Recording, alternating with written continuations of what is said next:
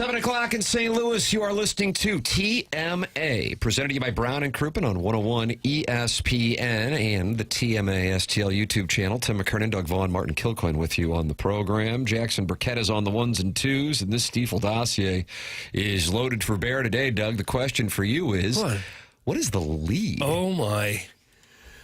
I don't possibly Mizzou moving up 5 spots in the rankings. Some NFL upsets. Hockey starts this week. I don't know. These are tough journalistic decisions. What about the Mariners? No, I don't think it's probably the Mariners. Yankees got roasted a couple times by Toronto. I guess we keep it. I guess I'd say keep it local. Martin, what do you think? I mean, it's Bama week. It's all about Bama. Let's count it down. Let's break it down. I'm a little concerned about the interior line play. We'll take some thoughts on that next. Oh, Doug, special teams. Okay. Well, if we can just block better, we'll be in good shape. Nice take. That should take care of the interior line discussions. You are welcome to give your thoughts on the interior line by texting into the Air Comfort Service text inbox 314-399-9646. Call in regarding the special teams. Callier and Thompson sponsor the phone lines 314-974-0101. And then you can gather with other TMA listeners, and that's youtube.com/TMASTL. If you do not have a text name saved in the Air Comfort Service text inbox, Jackson will update it today, tomorrow, and Wednesday. And then Wednesday at 11 o'clock, he goes into hibernation until November 1st, brother. Really? I'm going to extend it till Thursday. Unbelievable. What's going on? Well, Friday, I didn't do it. He was busy with the drops and the show. Yeah. You were firing drops? Firing drops. And, when I change the text names, I'm kind of locked in on that, and I can't really be a Swiss Army knife. And Friday, Swiss Army knife is needed, so but I'll extend it until Thursday until the end of the program, because I love the listeners. Oh my gosh! Yeah. Morning, folks of the city by the muddy Mississippi. That's from Gene the Dancing Machine. Oh yeah, he was on the Gong Show. YouTube. Remember that? Sure. The Gong Show. Yeah. Chuck Barris would say, "Let's dance," and they'd bring in Gene the Dancing Machine. Well, that was a full-time job? I think it was. You're welcome to participate in there and talk it over with the other listeners. Your Stiefel dossier today. Chris Kerber, 8:15 as the Blues season opens up on Thursday, and the Colonel, Gabriel P. DeArmond, who is ready for the Fighting Tigers and Roll Damn Tide. 11 o'clock kickoff on Saturday in Columbia, Missouri. And then, Doug, unfortunately, at the exact same time, 11 o'clock on Saturday in Champaign, Illinois, the Fighting Illini host the Buckeyes of Ohio State. Okay. I mean, what a week for college football in the St. Louis metropolitan area. This time next week, we will have a better idea of whether these two teams can meet in Champaign, Illinois on December 20th. Well, I feel much better about Mizzou's chances of beating Alabama after watching Alabama and Vanderbilt. Oh, you're down on Diego Pavia. Oh, he cost Vanderbilt the game. Yeah, he really did. With 2 turnovers in the red zone. Vanderbilt should have won that game. Made me think at least Alabama is vulnerable. They're not just a super team as they once were. So NIL and the transfer portal, the great equalizer. Mm-hmm. I won my bet with the chairman, but I didn't feel good about it. I thought Alabama was going to start rolling. They did cover, which was the bet. Boy, if you had Vanderbilt and 10.5 points, that is in the bad beat camp. What, Jam Miller ran one in with 20 seconds left? Bama didn't look that good. That's what got you the cover. I know on the FanDuel spread zone, which needs to have an emergency board meeting. I mean an emergency board meeting. We went a combined, Riz, Stalter, and myself, 1-10 on Saturday. Oh, no. 1-10. The These are lone the win. experts. Yeah, the experts. There should be an angry mob out front. The one win was really one that shouldn't have occurred, and it was me with Syracuse against SMU, which I believe was a Matt Kuchar backdoor cover. But, yeah, debacle. And I know both Riz and Stalter were on Vanderbilt plus 10.5, so they got hit with the Jam Miller 20-yard run. I don't know where the action was, like where the money was on that. But either way, I know some people who were emotionally invested because of their financial interests had to not enjoy the 20-second touchdown that allowed Alabama to cover. But yes, I agree. I have been in rewatch mode on Vanderbilt and Alabama, and Diego Pavia, who is the reason for their surge over the last 2 years, really blew it. And there's no other way to say it. I thought the way he carried the ball in the red zone when they were in a position to go up at least 10-0, if not 14-0, was irresponsible for a guy who only turned it over 4 times all of 2024. And then he threw an interception in the second half that was also off-brand and threw into traffic. And otherwise, I realize if you're just looking at the box score, you go, Alabama won that thing without an issue. But that is not the way that game played out. So I share your opinion, Doug. Mm-hmm. The Alabama quarterback, Ty Simpson, looked great. Yeah, that could be a problem. He's going to be the concern there. And their slowing him receivers. down. He looked like an NFL quarterback back there. But Vanderbilt was able to break off some big runs. So you're going to have strength versus weakness on both sides of the ball. Missouri's running game against Alabama's run defense, and Alabama's passing game and receivers against Missouri's secondary. Hello again, everybody. Well, if we can just wear the right uniforms, maybe we got a shot. Jackson, will they wear gold pants on Saturday? No. Oh, you mother. I just don't think they will. What about the helmet? Black helmet with the block M, please. That's the hope. I could see an oval tiger making making an appearance. Did you see that uniform Buffalo wore last night? Cost him the game. You didn't like that one? Cost him the game. Cost him the game. The Buffalo Bills lost last night to the New England Patriots because of their uniform. That's right. Wearing all white. The Bills have great uniforms, and they had to go and tinker with it. It cost them. They didn't tinker with it. The NFL, it's called the rivalries uniform, much like the MLB and City Connect. So they were given these uniforms, and they have to wear them. Fight back. Throw them away. They wear what you want to wear. Throw them away. Throw them away and wear what you got. I agree. I prefer the Bills' regular uniform, but I didn't think that, that much different. They wear white helmets. Oh, they were horrible. They wear white helmets every game. With a big buffalo on it. Yeah, it was like a little shy. I didn't like how shiny it was. It was awful. A little shiny. Terrible. The winless or the undefeated, it's all gone in the NFL. Yeah. And Tim, looking at college football, you say it's not terribly accurate, but the tickets as low as indicator on ESPN. What do we have here? Because I need to acquire 4 tickets for Saturday's affair in Columbia. If anybody's interested in a quick Venmo, you can have my money by 7:07, probably 7:10. For Illinois, hosting the Buckeyes, tickets as low as $124. Florida State's at home, tickets as low as $25. But for your Missouri Tigers, Alabama matchup, it listed price $188, lowest tickets. Yeah, I'm seeing $200 per pop. I got to pay that for a 3-year-old. Now, whether this take off that shirt, you hear? That could be worth it. Oregon, Indiana, $155. It looks like the Red River, say it with me, Jackson. I can't. Red River Rivalry. Thank you. We have to slow it down. You better. $318 listed price. You say shootout, and Doug will have to tweet out an apology. Need some time away. The schedule has Alabama and Mizzou at Memorial Stadium. Does anyone ever really say Memorial Stadium? It is weird. It's like, I bet you could ask some Mizzou Saban people. Field at Bryant-Denny Stadium. Yeah. Spurrier Field at Florida Stadium. Think about it. Like, you could ask Mizzou fans, what's Mizzou's stadium actually called? And I bet a lot of people wouldn't know. It's actually Faroe Field. Memorial Stadium. You are looking live. Doug, you going to be there? No, I don't have tickets yet. So should I ask for... Yeah, pick up 4 or 5 for me, too, if you would. I don't think you want to sit with a 3-year-old. Although, again, my wife has said the minute he starts acting up, and if anybody was at Family Golf yesterday, you got a little taste, just a small taste. I mean, a small taste. She will take him out of the facility. You call it Memorial Stadium. I call it Faroe Field. And then me and the 8-year-old can settle in and post on Tiger Board. He's got a great account on Tiger Board. Does he really? Yeah, he's really angry. He wants to drink what's going on one play and that's correct. Gets a little extended the next. That's exactly right. Get him a Twitter handle. That's exactly right. How about the guy at Illinois that spent all the money? They renamed the stadium, but it's still listed as Memorial Stadium in Champaign. Memorial Stadium too. And the guy with all the money up there that named the business school, and I'm already forgetting his name. He's supposed to have his name on the stadium. I already forgot his name. Well, that would be fair. Bill. It should be Memorial something. Like in Wyoming, it's War Memorial Stadium, and in L.A., it's Los Angeles Memorial Coliseum. You're getting tired of this Memorial thing. Well, maybe localize it a little bit. 15-yarder for Bill. for Bill. See? Oh, we had a great song Friday, Tim, that you missed out on. Mike. We'll play it again. Mike tomorrow. Girl yeah. Bill. What do we got going on? It's a song called "My Girl Bill."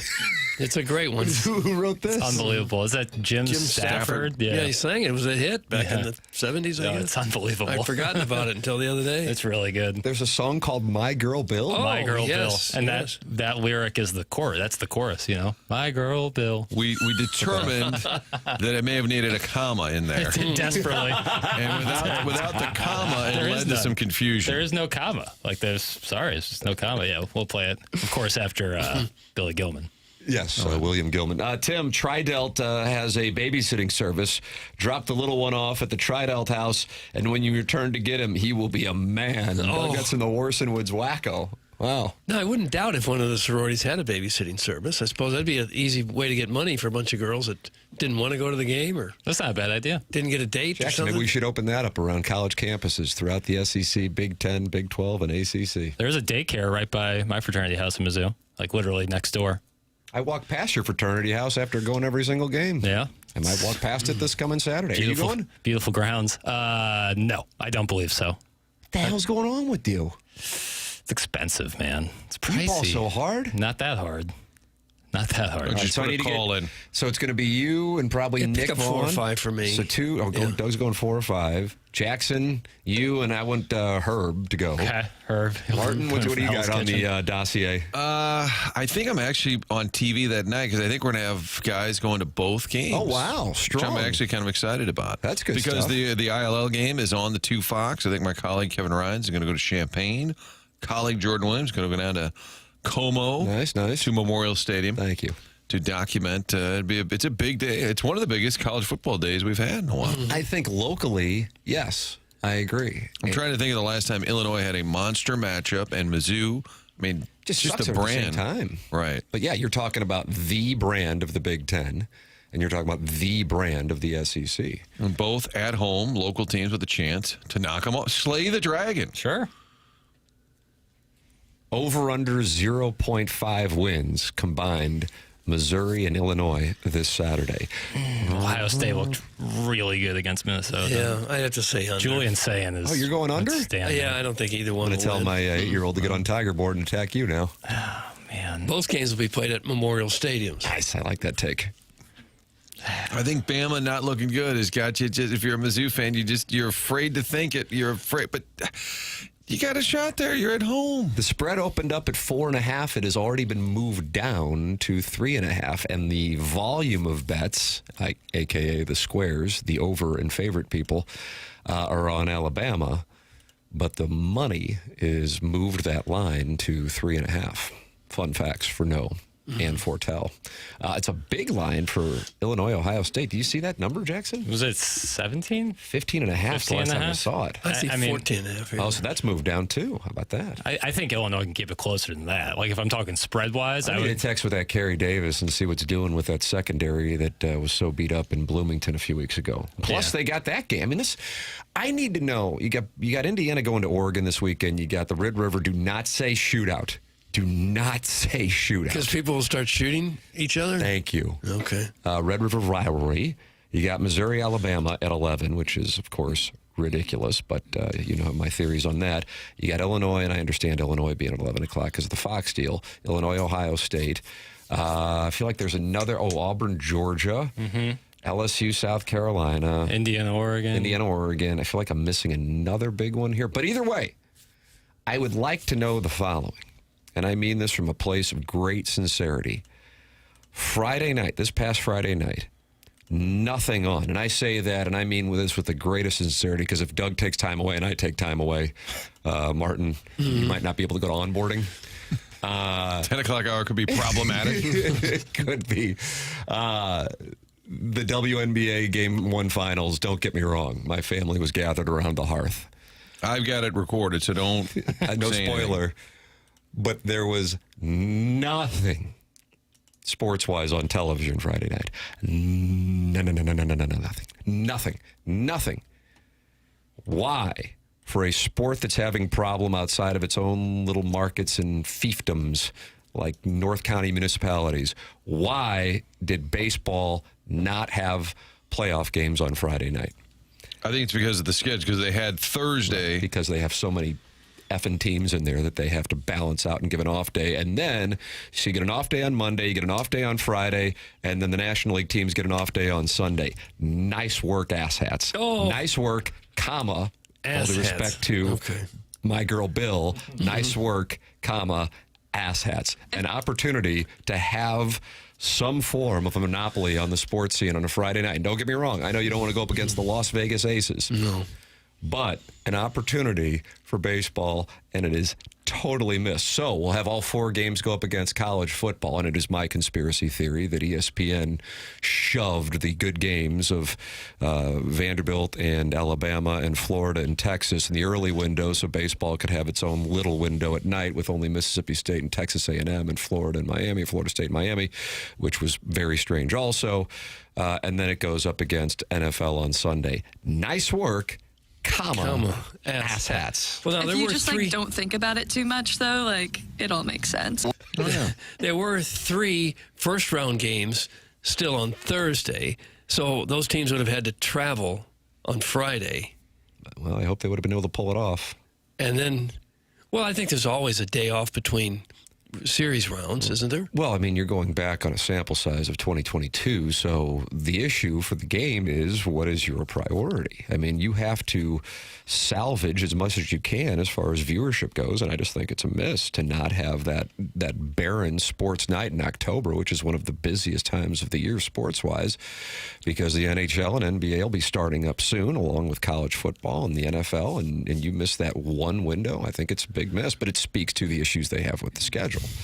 By having, 82-win teams getting it. Well, like a team like Detroit was at Cleveland on Thursday. I understand the results-oriented of the Seattle travel. Saturday. What I'm saying is you have to be able to plan it out so that you aren't in a spot where you're having 3 off days in 6 days, which is what baseball had. Monday, Friday, and Sunday.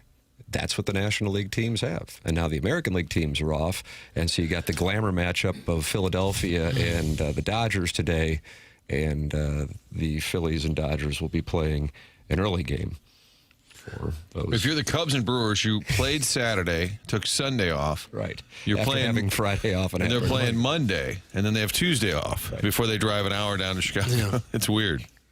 And I don't know. Norm Stewart after a bad officiating I see you throwing your hands up like that. Norm Stewart after a bad officiating call. I think they always want a day off between series so they can kind of do the press conferences in the city where it's starting and the managers can talk and the starting pitchers can talk. I guess that's what it is. I don't know how they're going to get away from that.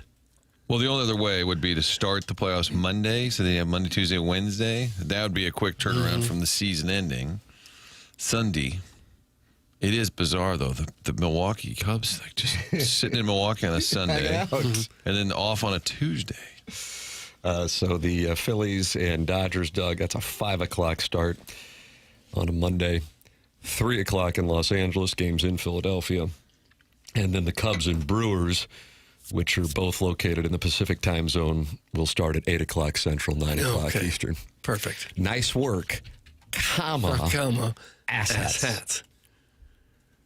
Chairman, I think that's the title. I'm excited for this Brewers series. Charlie, though, is excited. Okay. Charlie Marlowe, AI. And who would get the final say on this? You think they have a committee that works for MLB in New York that sits together and writes all the these Associated Press college football voters. They're the ones who do it? Yeah. Spot on, Tim. Baseball blew it. Chicago only had to travel 100 miles. That's from Colonel, and then his last name is Angus. But, Angus, they don't know that ahead of time when they make the schedule. Again, that would be results-oriented on it. But what I'm saying is in advance, schedule this out because you don't want to be going up against college football in the NFL. And if you have a night like Friday where there is literally nothing, all due respect to the Aces, and don't get me wrong, I'm excited. But that is a moment to get people watching your product. If you're committed to the wild card with this argument, would you move the best of 3 to Wednesday, Thursday, Friday? Yeah. And then if you that would be better. And then if you had your game 3s, they would be on Friday, and then you'd start the DSs on Sunday. That would be whatever you can to not have an empty day on Friday when there's nothing else going on. That could also give you Monday if you had a true tiebreaker. You know how now they don't play that 163. Yeah, I mean, so the Brewers, Martin, the Yankees and the Blue Jays finished with the same record. But what was the tiebreaker? Head to head. I mean, whatever. It's so awful. So open that Monday for the tiebreakers, and then Wednesday, Thursday, Friday. I think you could live with that. It pushes everything back just a tick, but that's fine.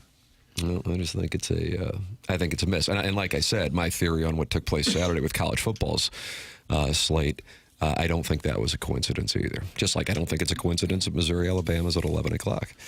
But Doug, I live with conspiracy theories. That's Okay. where I am. I'm in a deep, dark place. And then maybe it's because the spread zone went 1-10 on Saturday. 1. Yeah, you're a wounded animal right 10. now. 1-10. That's Louisville didn't even try to win. That was a Jackson's on that- the. did That's you right. have a little paper? I rode on Louisville. And Well, when me, Stalter, and Riz for the first time on the podcast picked the same game, and again, we don't organize this in advance, much like this show, and I'm like, ooh, that could be a problem. It's like on College Game Day when they all pick one team. yeah, it's a problem. And it goes on Twitter right afterwards.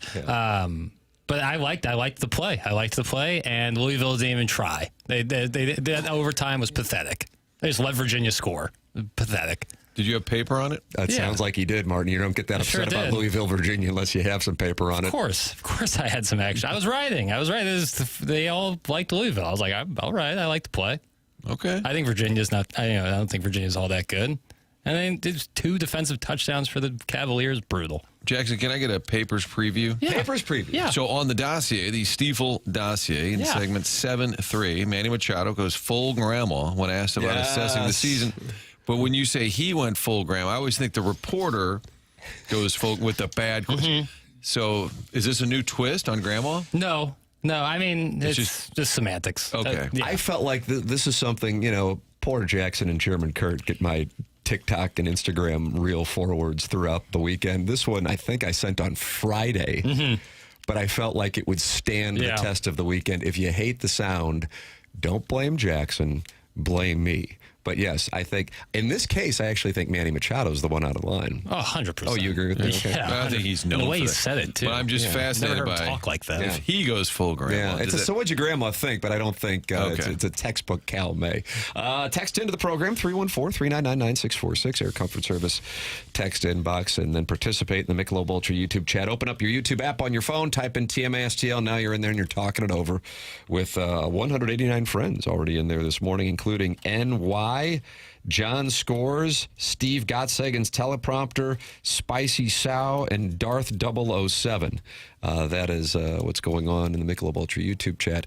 And, of course, you are welcome to email in for our Design Air Heating and Cooling email today, the morning after at InsideSTL.com. Design Air is online at DesignAirService.com with the great Seth Goldcamp, who will tune up your furnace for the cold weather. No need to do that, though, this week because we have forecast, Doug, of 80 degrees this Saturday for the glorious college football that we have in the St. Louis metropolitan area in Champaign and in Columbia. And it is still summer in St. Louis, even though we are in the second week of October this coming Saturday. Design Air Heating and Cooling, DesignAirService.com. Martin's a client, Doug's a client, I'm a client. It's Design Air Heating and Cooling. Online at DesignAirService.com. The longest running sponsor on TMA. Get your furnace tuned up now so it's ready to go because, we're going to have some overnights in the 30s here within the next 4 weeks, even though we're sitting here talking about it in a week with forecast temperatures in the 80s. That's the nature of the beast. It changes quickly. Be ready with Design Air Heating and Cooling. Chris Kerber's at 8:15 as the Blues open up the season and have some roster decisions to make here today. They open up the season on Thursday. You'll be able to catch all the action on 101 ESPN. And Gabe DeArmond on Missouri and Alabama. He'll join us at 9 o'clock, brought to you by James Carlton, Tim McKernan, Doug Vaughn, Martin Kilcoyne with you. It's TMA 101 ESPN, presented to you by Brown and Crouppen.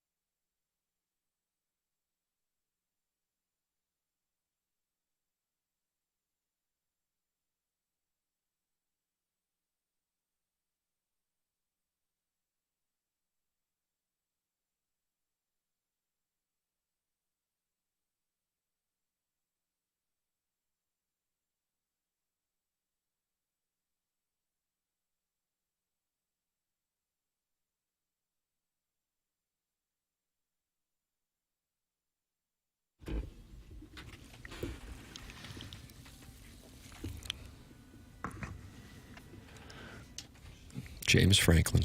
Oof.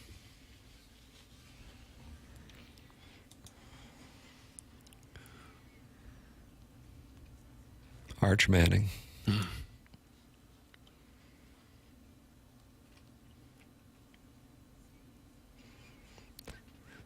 It's hard not to put in perspective when you hear this, isn't it? It really is. It just makes me want to weep.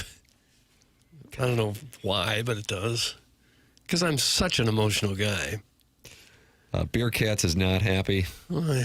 Okay, enough. Either get to Tim's golf from Friday or get to Arenado Cardinals attendance talk. It's from Beer Cats. Air Comfort Service text. Does it mean we were too focused? I guess. All right, let's hear about your golf. I don't. There's not a whole lot to talk about. Okay. Beer Cats, we can do a Zoom. I'll do a Zoom for people interested in it. And you get an interview about your golf round. Do a post-show Zoom.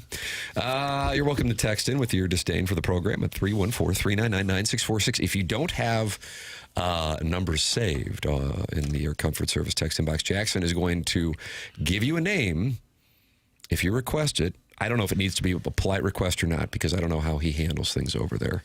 But today, tomorrow, Wednesday, and Thursday, and then after that, he's done. He's done until November 1st. Finished, okay. And I think November 1st is a weekend, if I'm not mistaken, because All Hallows Eve falls on a Friday. Am I correct? Does it really? Yeah. Wow. What time to be alive? Do you get all dressed up and hang out in Soulard on Halloween as a young single man? No, I mean, I'm dressed up, probably not.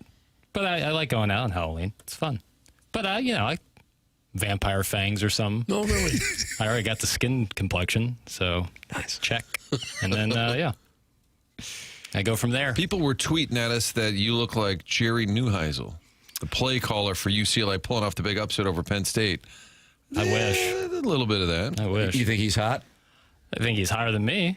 Put that off. Gosh. Well, he asked. UCLA hadn't won a game before that. No, they have not, Doug. Doug, UCLA not only hadn't won a game, they hadn't had the lead. They hadn't had the lead.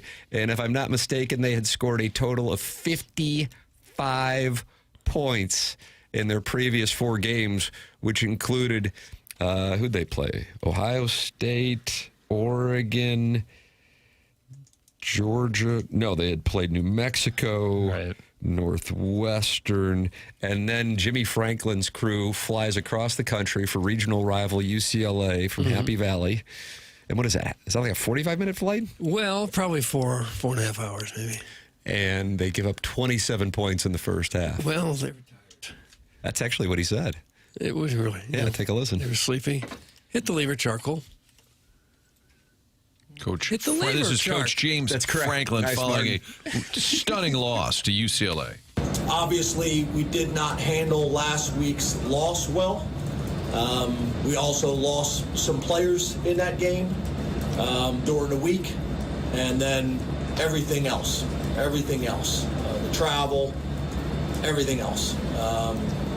Did not come out with the right energy to start the game, and before you know it, obviously they get a touchdown drive and an onside kick, and now you're fighting. They gain confidence, and we're fighting for the next 3 quarters. So that's my responsibility, and I didn't get it done.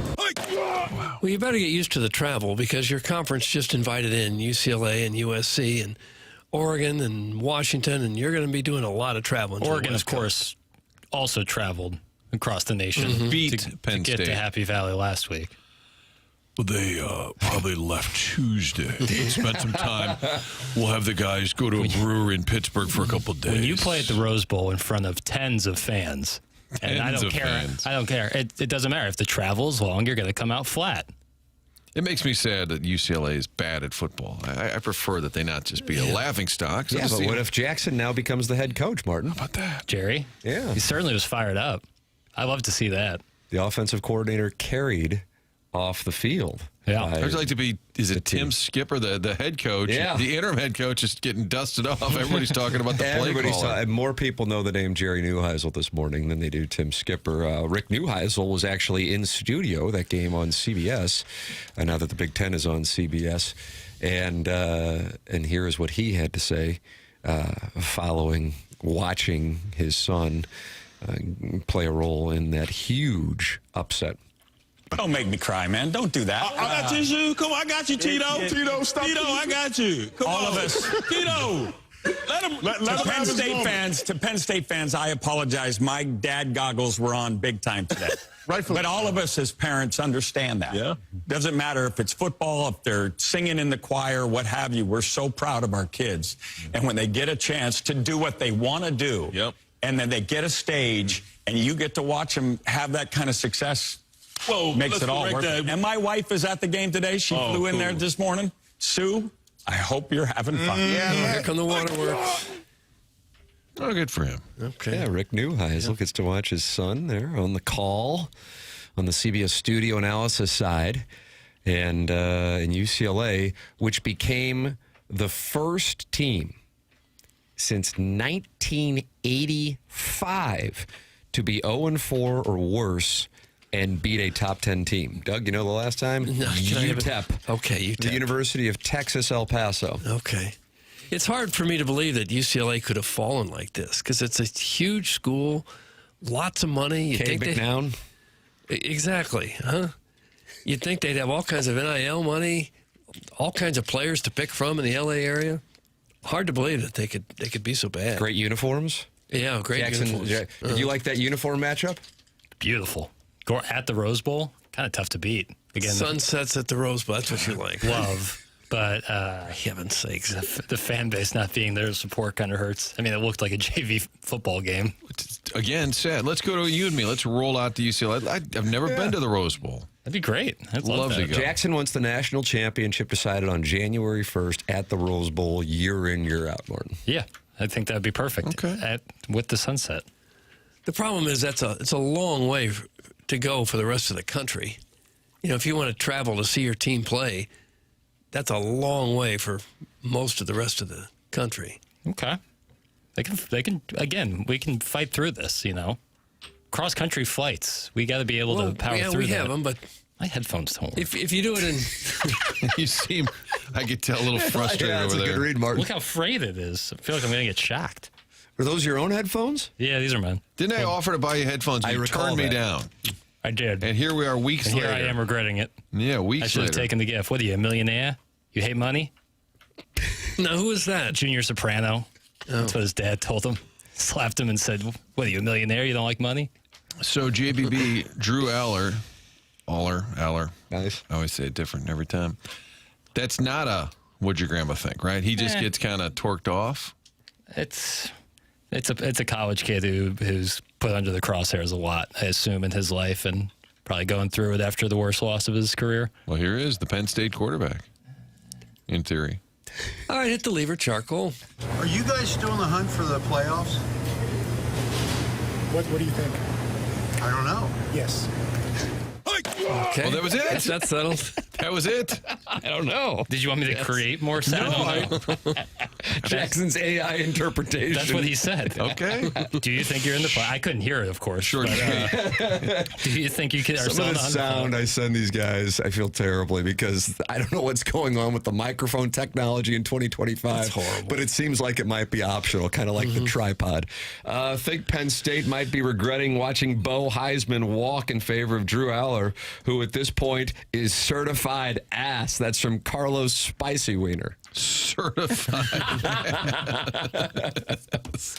Well, they fell Weird play completely out of the calling. rankings. Weird play calling going on with Penn State, running the ball in weird times. And they could take a timeout for the last play of the game and run one of the worst plays I've ever seen in my life. Went nowhere. That was terrible. It was awful. I actually was watching it at that point, and I'm like, oh my God. Because I'm like, okay, Florida State or Miami is going to lose for sure at night. You knew that. Texas was already losing big time against Florida in the Swamp. And then you got this goofball fest out at the Rose Bowl. And as a Missouri fan, and as somebody who wants to see Illinois thrive because it's good for college football in the area, if both are alive for a college football playoff spot, I'm going, these schools are going to shoot up the rankings, and that is exactly what happened. Now, as we've delved into it, the rankings are a little questionable. There was a gentleman, Doug, who works at the ABC affiliate in Jacksonville who had Missouri ranked 20th last week, didn't like what he saw this weekend, and he did not put him in his top 25. Yeah. Lost the bye week.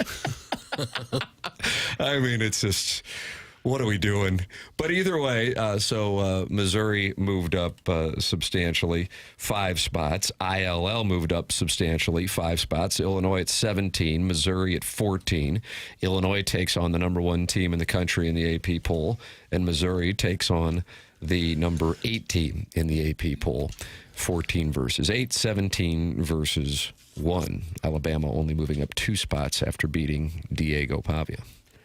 And both Penn State and Texas, they were top 5 at the start of the year, right? Well, take a listen to this. Would you like a guessing game? Because I feel like you enjoy them. I do like guessing games, yeah. Who was the number 1 team in the country in the preseason AP poll? I thought it was Texas. That's correct. Who was the number 2 team in the... Penn State? That's correct. Okay. Number 3 team. Oh, gosh. Ohio State? That's correct. Number 4 team. Oh, no. Oregon? No. Well, pardon the hell out of me. Alabama? Georgia? Nope. No. Initials, please. I mean, this is 35 days ago, for the record. Jackson's favorite head coach. Dabo? Yes. They were that high. The top 4 featured 3 teams that many don't have in the top 25 now. And for the record, Texas, Penn State, and Clemson are officially, at the moment, not in the top 25. They were in the top 4 35 days ago. Oh, what a tangled web we weave. Well, if you have a team that's had a lot of turnover, and a lot of them do now with the portal and everything. Clemson had the highest percentage of returning starters. Yeah. Well, then you should be able to get somewhat of a good gauge on how good they're going to be. But for a team that has a lot of turnover, how would you know? You're just guessing. You're just going on the reputation of the school. Right. Well, even with Mizzou, you see Hardy coming in. Oh, he put up big numbers. Where? At Louisiana Monroe. Is he good? I don't know. Hey, this Trotter kid looks like he'll help. I don't know. A lot of it with the transfer portal, you don't know. Now, that's after Clemson boot stomped Bill Belichick. Oh, my goodness. 38-10. Martin, I saw that spread, and I thought, what in the number? I think it kicked off at 18. It's in Chapel Hill, and I'm going, I mean, I've seen Clemson. I've watched, sadly, multiple Clemson games this year, and I'm thinking, what in the hell does Las Vegas know about this game? Because in my mind, I'd set that maybe at 7.5 to 9.5. And when a line is that big and it doesn't really make sense, things like this happen. Doug, it became problematic at the half for Clemson and North Carolina. Jackson, do you know what the score was at the half? Was it 35-3? It might have been 28-3 at the end of the first quarter. Yeah, they were smoking them. Dabo was kind of like letting Bill down easy. I'm wondering if he my girl Bill. My girl, that's what Dabo was singing. Starting to think North Carolina's not really good, even though they've just got awful. It doesn't bother me at all to see Belichick get I see him get worked over. I think of you. Right. I know you got to be enjoying it. Doesn't bother me in the least. He was so rude and so mean to so many people when he was on top. We'll take a listen now that he is flip-flopped. Here is his response to how they're going to get things going in Chapel Hill following the Clemson stomping. What's your message to the team after this win today? What you tell them? I'll keep my conversations with the team between myself and the team. But I'll just say we're gonna work through it and work our way out of it. We'll get better every week and keep working every week, prepare for the next team, and be ready to go. And that's what we're gonna do. Yeah, well, that was actually a reasonable answer by his standards. He better start doing something because his team is just dreadful. God, Their only wins are against Charlotte and Richmond. I would pray. You were the Spider. Wouldn't you want to be in there? Just pray. I would just love to see, like, the little student reporter for the Daily Tar Heel. Hey, Coach, What is it going to take to get the offense rolling? Just see him just obliterate. That would just be awful. Guys, this year so far is showing that getting better players in the portal may be better than continuity. That alone will run Dabo right out of the game and into his mega church. That's from Al in Dadeville, and he loves the Georgia Bulldogs, who, by the way, are only a 4.5-point favorite on the Plains this Saturday. Stinky Sunday, spread. if you are in Australia. So his point is it's more important to get really good players than to keep bad players on your roster? Oh, Doug. I think Dadeville's going to be mad at you for that. I would have to agree with that, yeah. Well, I have to agree. In the past, in September, if you had a bunch of returning starters, that was the way that, and I'm talking about, that was the reason why I was super high on Missouri in 2023, for example, to localize it. Clemson, as I said a few minutes ago, had the highest percentage of returning starters, certainly from a playoff team and from the Power Four, and Clemson is in disarray. And so what you're seeing now, and I think it's probably why it's more like the NFL. I mean, imagine if there were an NFL top 25 and how goofy that would be. College football is now like the NFL. It's week to week. And so the overreaction that comes from the bubble of social media and these college football message boards, there will be a coach. I said this at the beginning of the season. It's certainly played out. But I'll say this right now. There will be a coach who has a team, maybe even in the top 15 in the SEC right now, who within the next 5 weeks, fans will be calling for their head.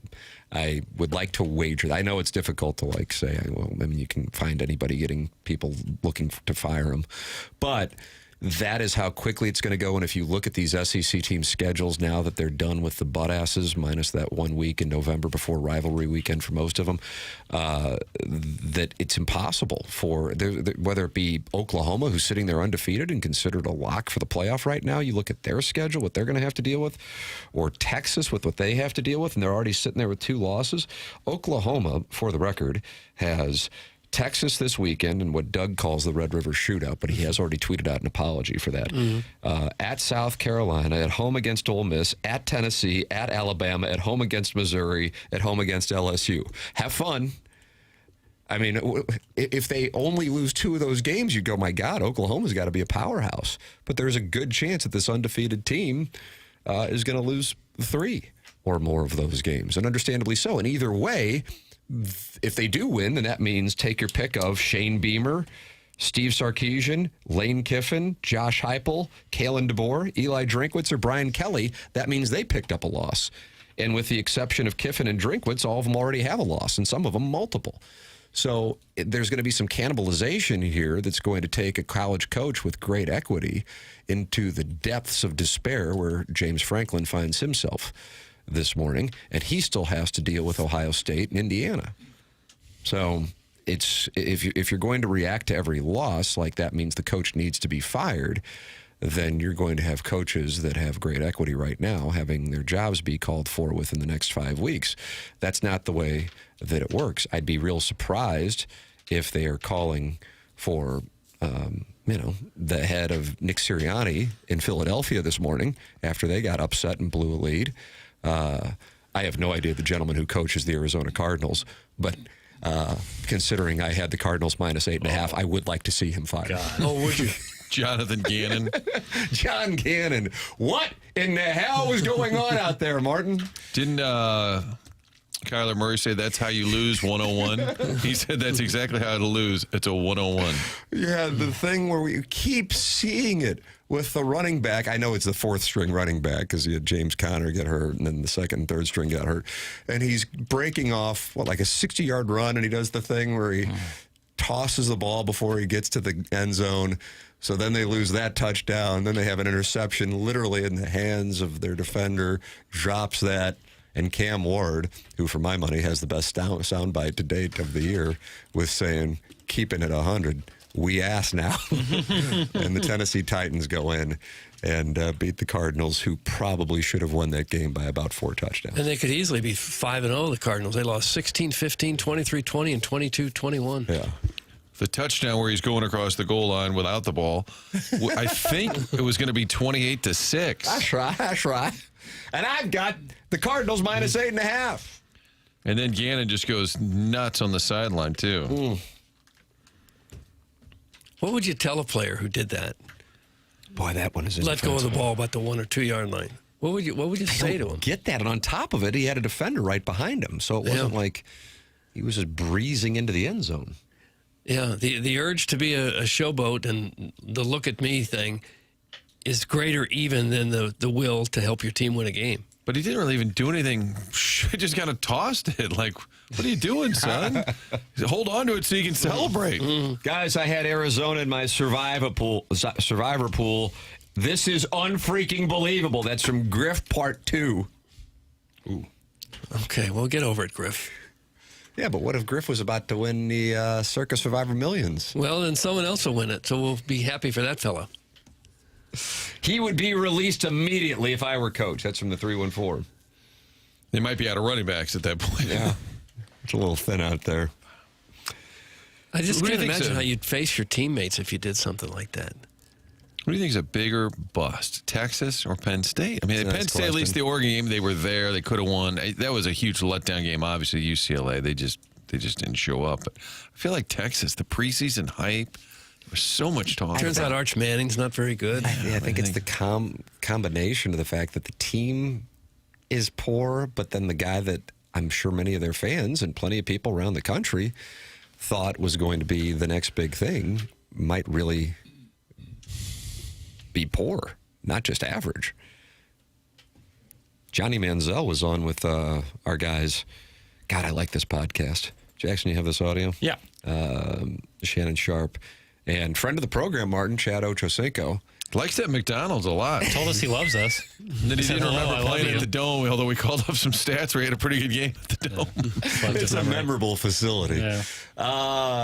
Johnny Manziel, who was on the sideline at Bryant Denny on Saturday with a Diego Pavia jersey. I don't know what's going on.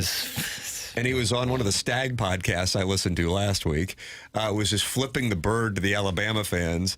Then when it became clear Vanderbilt was going to win, he's yelling at them, or Vanderbilt was going to lose. He's yelling, at least we covered, at least we covered. Then Jam Miller runs in the touchdown, and then he just kind of shuts it up. But he's on with Shannon Sharp and a friend of the program, Chad Ochocinco, and here is his analysis of Arch Manning. But where he went to school, when you go watch Arch Manning highlight tape and you see the dudes that are chasing after him, my grandma in a wheelchair moved faster than some of them boys they were chasing after him. Right. He ain't play 6A. Me and my boys were talking about this the other day. If you put him in 6A, Dallas or Houston football, right, you're going to see some dogs. Yeah, you're going to see some people who can play. Dogs, he didn't play that competition. So this is his first level of playing guys who are real dogs. Right. You play in the SEC and you get an offer and you're a starter, you can play. You got the size, you got the speed. You don't see a lot of bums out there. So it's going to take some time for him to get used to that. And it's not his fault. That's just where he went to high school. I didn't go to a high school that was 5A, 6A in Texas, but my coaches were so gangster that they wanted to go play those guys in our non-conference. Johnny Manziel's head coaches were so gangster that they played. He ain't play 6A. Is that what he said? Tough weekend for He Manziel. ain't play 6A. He also, like, Ty Simpson was getting interviewed by all the TV cameras, and he goes up and, like, gives him love, and it was, like, so obvious that he was trying to get on the TV shot. It's like, oh, my God. Seems like he's trying really hard, even in this interview, to talk some tough talk. I get it, but do you get it, though? You get it? What do you get? He's trying hard. He's trying hard to be a brand. Boys with Pavia, I and guess. what do you say? All them self-promoters? Oh, all the self-promoters are janky, yeah. And Janky. What does that mean? But he's like friends. What does that mean? He's like friends with Drake, so it's tough because that's the guy who said that. So some of the self-promoters get rich doing it. No, you can absolutely get rich doing it. Yeah. The Mizzou A&M game when Mizzou you can also be janky. The Henry Josie game when Mizzou knocked off Johnny Football, 2013, and the Aggies. Michael Walker on the sidelines rooting on A&M. Gig 'em. When the game's winding down, we're all in the press box, and I asked some of the A&M people. I said, "Will Manziel come after the coach, or is it locker room?" They said, "Oh, he doesn't talk." And I said, well, "Johnny Football?" And they said, "Well, not the local media. He's only available to the national media." And I thought, "Oh, for God's sake!" I thought he'd be a little bit better in the NFL than he was because he was awfully good at Texas A&M. Me and you were both on the air the morning after the draft, mad that the Rams didn't take him. Yeah. They took a guy, I think his name was Aaron Donald. But wouldn't you rather have Johnny Manziel? Sure. Yeah. What were they thinking? I don't know. Donald was only the best defensive player in the league for about 10 years. You don't want him. Yep. We don't know our asses from a hole in the ground. But Dr. Brandon Pryor does, and he's at 100 West Dental on Manchester Road in Baldwin. And you can go to 100westdental.com, and you can schedule an appointment right now. No phone calls needed to get in. Just check the calendar online for availability and book right then and there. Even if you don't have dental insurance, that's not a problem at 100 West Dental. The membership plan aids in the cost of dental work for those who don't have dental insurance.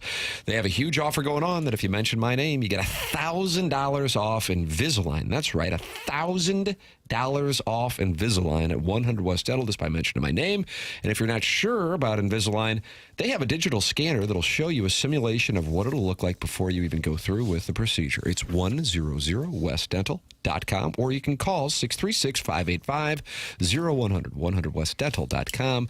Longtime TMA sponsor. Stiefel Dossier with Chris Kerber coming up at 8:15. Gabe DeArmond coming up at 9 o'clock. And the Design, Air, Heating, and Cooling email today coming your way at 10:50. The program's The Morning After, presented by Brown and Crouppen on 101 ESPN.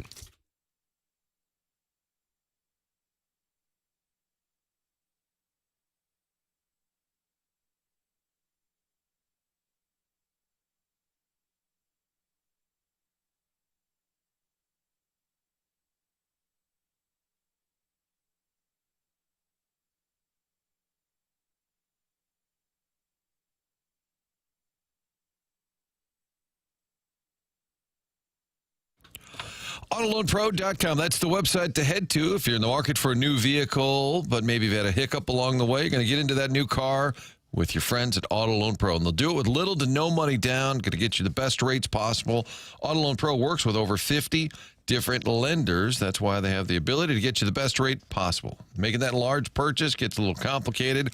They're going to help you throughout the process. And if you go to the website, AutoLoanPro.com, check out that free playbook. They put this together for you. It's going to help educate you on the credit industry and how to get the car of your choice in the future. They're part of the Lita family. AutoLoanPro.com, the website, real easy to navigate. Get that free playbook, pick out a car, and get the best rate possible, no matter what your situation. Financing a car, only one thing to know, and that is to choose the Auto Loan Pro.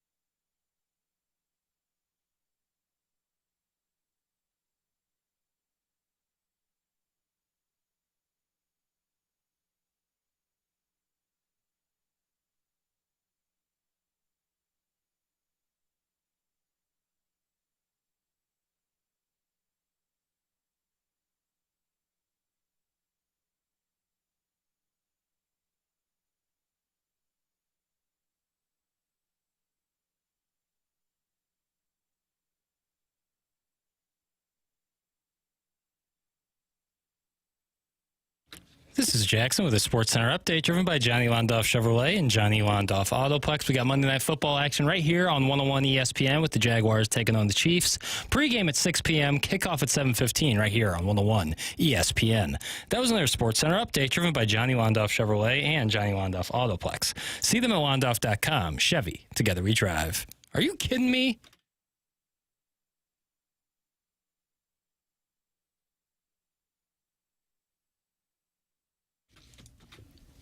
There it is.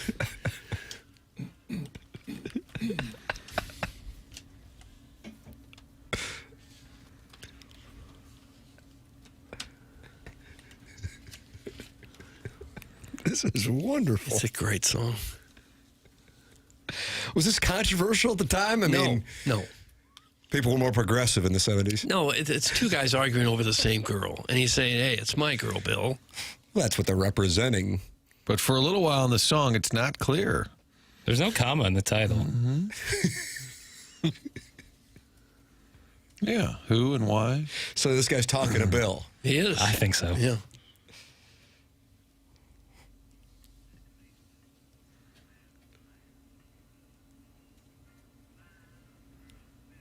Wonderful. Well, I think it's hot. I guess he's attempting to not get cuckolded. This is a sweet little piano underneath. It is. Can anybody control not being cuckolded? He's talking to Bill again. I mean, if you're going to get cucked, you're going to get cucked, and I don't know if there's a damn thing you can do about it. Well, I guess you could just be a better person, and maybe she won't leave you for another But guy. I don't think that just because you get cucked means you're a bad person. Yeah, you're No, right. but you've done something. Now you're just cucking cucks. Right, wrong place, wrong time, kind of. You've done something Bad choice. that made her prefer someone else over you. Unless she or he are predispositioned for that anyways. Doesn't matter who you are. Like it's in your genes? Oh, it's in your blood. I was born a bull. Clip that off. Thank you, Martin. You're exactly Wow. right. I come from a line of bulls. TMA 101 ESPN.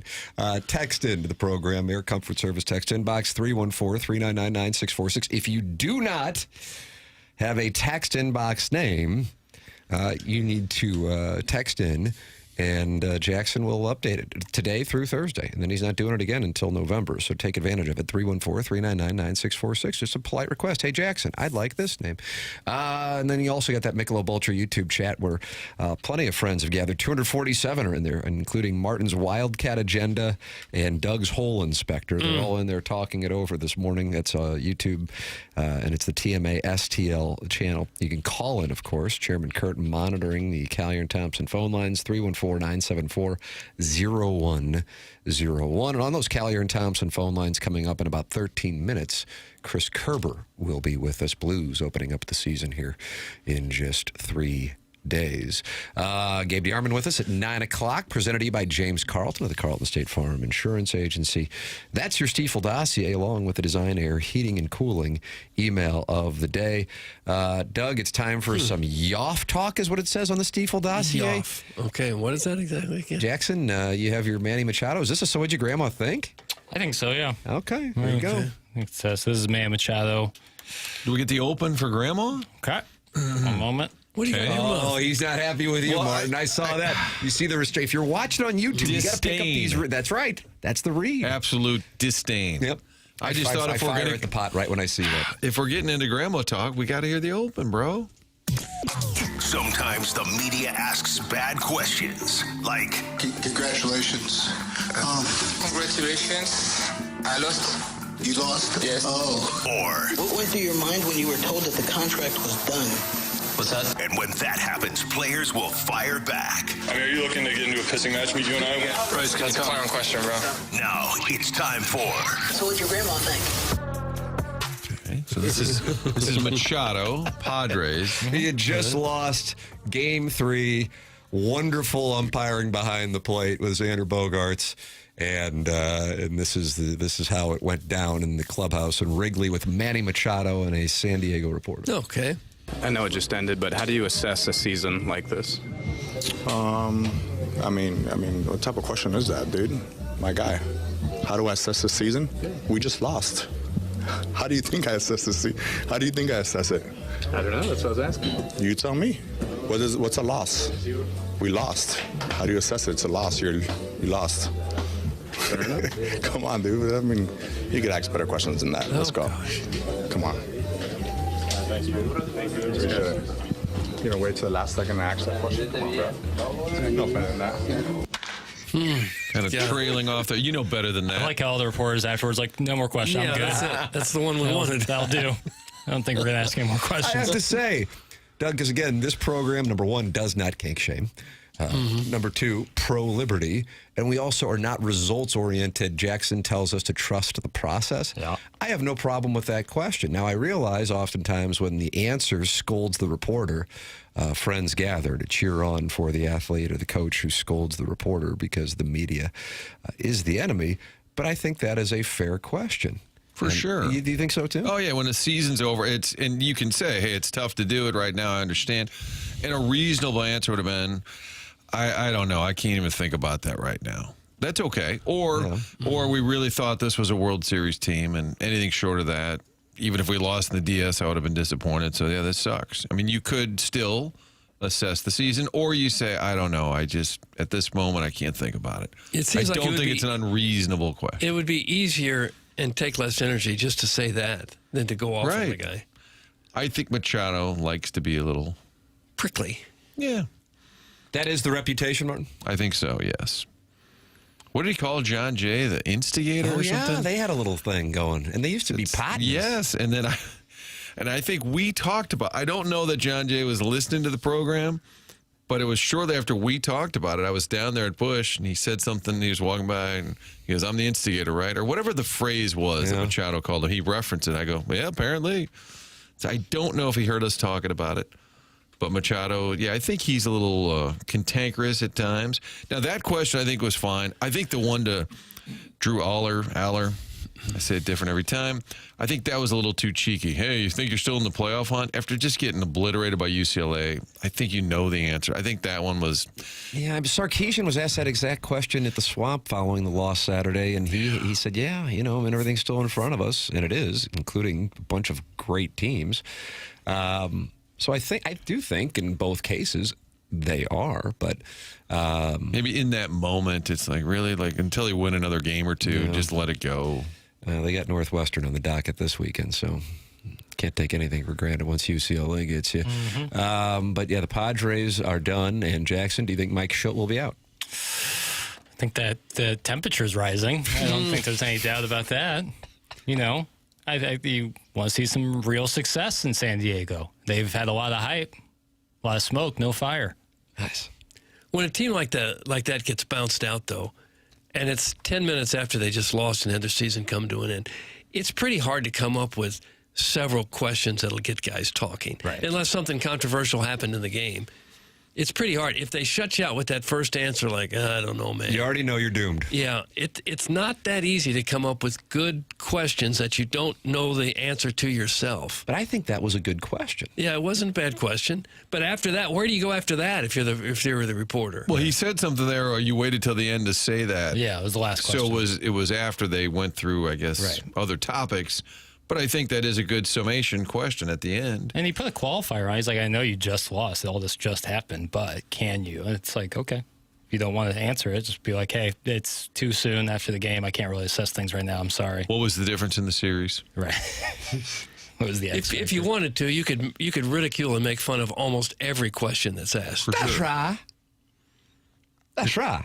And we mentioned Belichick earlier, and I just noticed in the paper's Stiefel dossier, there's something about a student reporter in there that's being interviewed. Not a student reporter, just a student. A student. At UNC. Okay. You want to hear it? Sure. All right. They were going to commercial break, and they led into commercial break with this. Clemson making moves. TCU I went to that game, and that was one of the saddest feelings I've had in university so far. And I've failed midterms before, so that's saying something. Right into commercial. Commentary. Right into commercial. Right into commercial. They went with that. Anna Yee was her name. I've failed midterms, so I know what they're going through. The stands in Chapel Hill were absolutely vacated. Yeah. Vacated, as you'd understand. Right. Wait, could you imagine a worse way to spend your Saturday than watch your team get their teeth kicked in? With a coach who hates everybody? Yeah. And everything. Are we thinking that Mike Jordan doesn't show up anymore? I don't think so. Opening night, all the hoopla. Yeah. The ceiling is the roof. The roof Why is would the ceiling. you do this? Why would you even want to do that? That was when I was talking with some buddies on Saturday while that was going on, and we're just like, why even mess with this in the first place? Ego. This is ego. Yeah, it'd be one thing if it was it's who he is. It's what he's done his whole life, and he's not ready for the rocking chair, so he thinks, go back and take another stab at it. It'd be one thing if his alma mater was like begging him to come back, and this would be like a grand rollout. But this was took everyone by surprise, and everyone was like, "Are you sure you want to do this?" And yeah. I'm gonna bring. But he thinks so much of himself and his coaching ability, and I'm sure he thought, "Oh, I can turn them around. I won in the NFL. You tell me I can't win in the ACC? Of course I can." Doug, Watch will me. Bill Belichick be the head coach of North Carolina this time next year? I'll say yes. Can I put it in prediction? Yeah, let's do a predictionary. I'm going no. And You're going no? Real good about it. I feel like I might be able to cash my chips in here within 2 months. With it being his call, do you think, or mutual? They just like, you sure you want to do this? I think it'll be portrayed as his call no matter what. Yeah. But you think they'd fire him, like push him out and say we don't? I think he might just be like, yeah. I think he walks away. Yeah. And just says enough. Martin? And the question is, will he be the coach at this time next year? October 6th of 2026. I will say no. Okay. I'll say yes. Yes, okay. Wow, really? Yeah. Because where else is he going to go? This is it. If he walks away, then he's done. Right. That's the finality of it. And I mean, they can't be worse than this year. So I think his get out of jail free card in a way is like, well, I took over so late, and let me get one real off season to bring guys in. Then maybe it could be that one of the reasons he came back is he didn't like the way his career ended in the NFL, and he wanted to go out on a little happier note. Well, this would be an even sadder note. Yep. This would be even worse. So are you a yes? Do you think he's sticking yes. around? I think he'll want to stick around and try to fix things. Prediction area has been booked. Yep. Ladies and gentlemen, Chris Kerber is going to join us here in a matter of moments as the Blues open up the season on Thursday evening. What a time, what a time. We got a huge week here in the St. Louis area for the sports calendar. Chris Kerber on the Blues. They got a situation here with Sonny yesterday at the skate. And then also the Lucic decision coming your way as well. Chris Kerber will give us his perspective coming up next. That's on the Stiefel dossier as we are in the Fisher Window and Door Store 8 o'clock hour. The show is called The Morning After. It's presented to you by Brown and Crouppen on 101 ESPN and the TMA STL YouTube channel.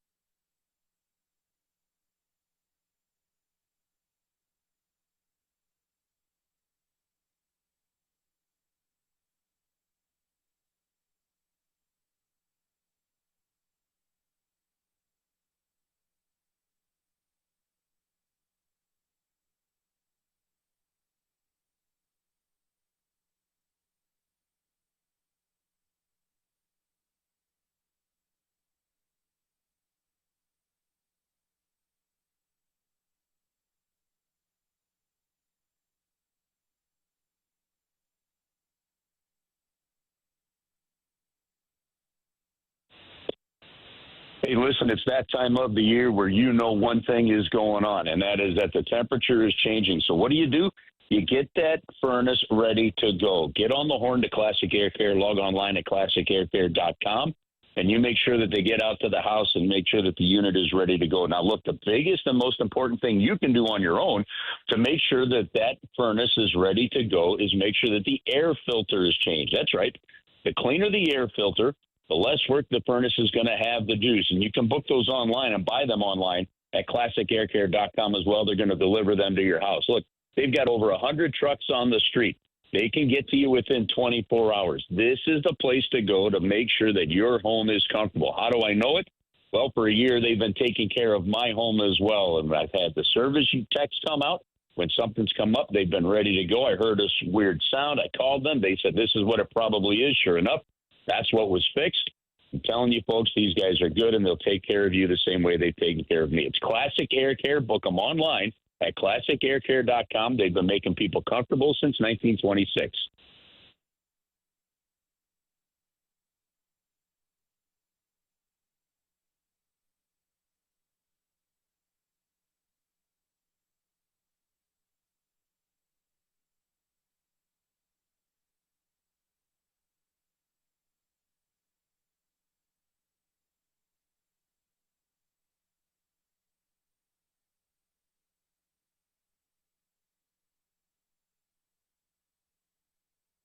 Welcome back. It's TMA, presented by Brown and Crouppen on 101 ESPN. We are in the Fisher Window and Door Store, 8 o'clock hour. Tim McKernan, Doug Vaughn, Martin Kilcoyne with you on the program, and joining us now on the Callier and Thompson phone lines for his traditional Monday morning appearance, Chris Kerber with us as the Blues get ready to open up the season on Thursday right here on 101 ESPN. Morning, Kerbs. Morning, Tim. How are you? Good, and fired up to see things getting underway on Thursday. I want to ask you about some developments here over the last 24 hours. Roster moves, and then also Oscar Sundqvist yesterday coming off the ice with an injury. What can you tell us on your perspective on both of those developments, sir? Well, I don't have any kind of an update.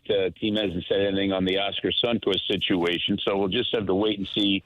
On his front, what's gone on there, but that is also one of the reasons why Larry Plow once said, Blues called up a player, and I can't remember who it was. But he said, they're not officially here until you see the whites of their eyes. And what he followed that up with, and then there were some defensive injuries. So what are you going to do when this guy gets healthy? What do you do when that guy gets healthy? He says, well, we're not going to worry about it until they are. Because these things, sometimes you don't even have to make a decision. And it's amazing how often that has rung true where, what decision do the Blues make roster-wise? Well, an injury, on Monday before opening night could mean you may not have to make a decision yet, right? So we'll see how that one plays out. Now, on the flip side, they did make the decision. They sent pretty much all those first-round picks, the young guys, down to Springfield. It was not unanticipated, not much of a surprise there. That's just simple numbers, where guys are in their careers and roster situations. So I think so far kind of all has gone pretty much as expected. No big surprises? Nobody make the team that you didn't expect to make it? Nope. I just think that where the Blues were last year, Doug, and how things finished off, they made the turn. And this is no longer like if they were still in a retool, a rebuild, or whatever. I really wish they would have picked a name so we don't have to go through like four of them every time you refer to whatever that was. If they were still in that, then I think maybe you see a Dvorsky, maybe you see a Stenberg break camp with the team. But because of the progress they made last year and then the signing of Bjugstad and Suter over the summer, to me, they clearly moved into the competitive window now. And so they don't have to have those guys up here. They don't have to, quote unquote, see what they can do. They have time to develop them. And then when they're ready, you hope you're bringing a guy up for good and he sticks. So, no, I don't think there's really any surprises. The only decision really left to be made is what happens with Milan Lucic. And, they have some times, they have some options. They can still sign him to an additional, PTO and get 10 days more with him to see if he's ready, see where he's at, So maybe a decision coming on that front sometime today before the rosters are due later this afternoon. But nothing else. I really nothing else. I think that was unanticipated. What do you think in terms of playing time with Bennington and Hofer this year? What do you think the splits will be with those two? Well, listen, Martin, I think that's going to be one of the most important aspects, not just of the Blues, but just about every team this year. There's 11 games in the month of October. The Blues play 41 games between Thursday night and December 31st, so half the season. After the Olympic break, they're going to play 23 games. So I don't know if it's going to be 50-50, but I sure would anticipate it being pretty close to 50-50. I just look at it, and I know last year, I think that there was a belief that they would have liked to have seen a more equitable split at the beginning of the year, saving more of the goalie's juices for the end of the year. But the struggle out of the gate kind of dictated, especially with a young coach or a new coach like Drew Bannister, that you're going with the number one guy to get you there, and that, of course, is Bennington. To me, I think they have full confidence in this. I talked to Doug Armstrong. We're actually going to put that interview up on Curbside here in the next couple of days. And he tells us that he thinks he's got a top 5 goaltending tandem in the league. So barring something that, maybe one guy slips on that proverbial banana peel, I expect a pretty even split of goaltenders here in the early going just to get the season rolling. But it's going to be a grind, and they're going to need both guys. So I don't see one guy getting overworked. Chris Kerber, our guest here on TMA. He joins us every Monday at 8:15 on the program. So Thursday night will not just be the Blues debut. It will also be you and Joey Vitale on the television side coming up this season. What has that process been like for you guys here over the last few weeks and getting ready for that?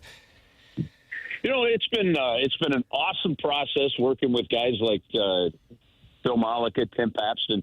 We've been traveling with these guys. Well, I have for 25 years, and Joe the last 7. So we know them well.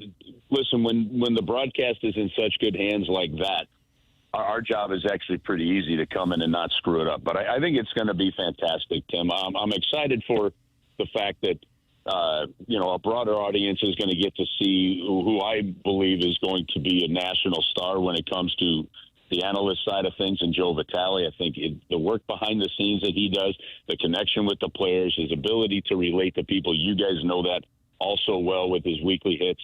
I'm probably most excited about that than I am about anything, and I think it's going to be good. There's been a lot of work behind the scenes. Just in terms of timing and how we, do the simulcast properly to make sure that, we've got both mediums covered with the respect that they do, especially in St. Louis with what people have been used to for so many years or over decades. So it's going to be fun. I'm just looking forward to dropping the puck on a season and letting the team tell us a story. What will you have to do differently as a play-by-play guy? Honestly, Doug, I don't think I'm going to do anything differently. The reality of it is when I look at and I go back to how Chaser and I did games and how Joey and I've done them, we've been more of a television style broadcast on the radio than traditional radio. And what I mean by that is, look, there's a neutral zone face-off, and nothing's really going on in the game, and Chaser or Joey have a story to finish. They finish it. Back in the day, it might have been somebody might be upset if you're talking through a face-off. And I just think our broadcasts, and again, this isn't just with Joey. This goes back to all that long time with Chaser.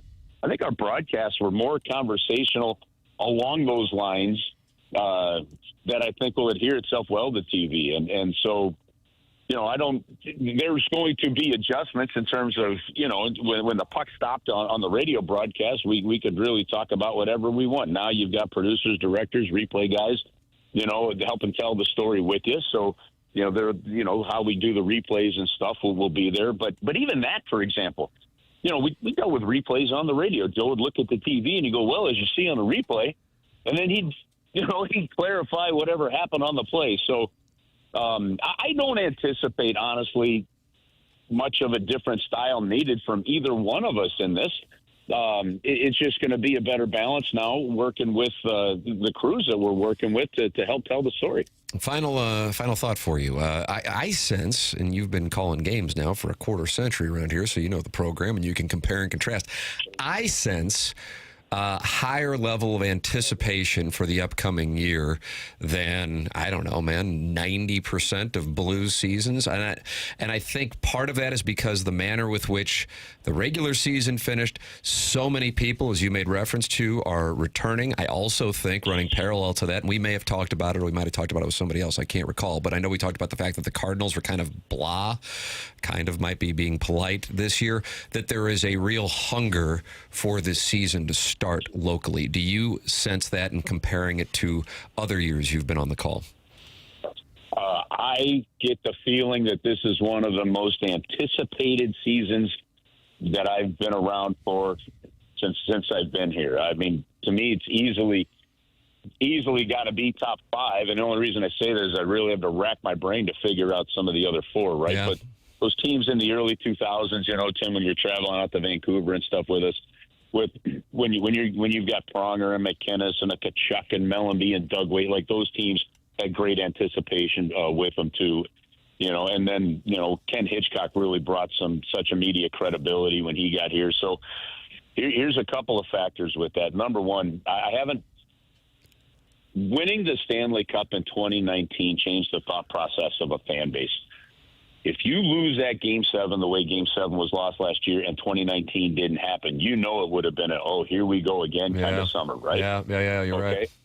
There's a real difference there. And the difference now is this summer, guys, as excruciating as that loss was, like I didn't face one person that just sat there and wanted to rail the team on the loss. It was, wow, can you believe we took the President's Trophy team to Game 7? Like, yeah, but did you see how we lost it? And they're like, yeah, but look, this team's going to be good. We're real excited for the future. And that was literally across the board all summer. And honestly, I think one of the reasons is their faith and trust in Doug Armstrong. I mean, he has sat there for a couple of years, and there's no baloney with him.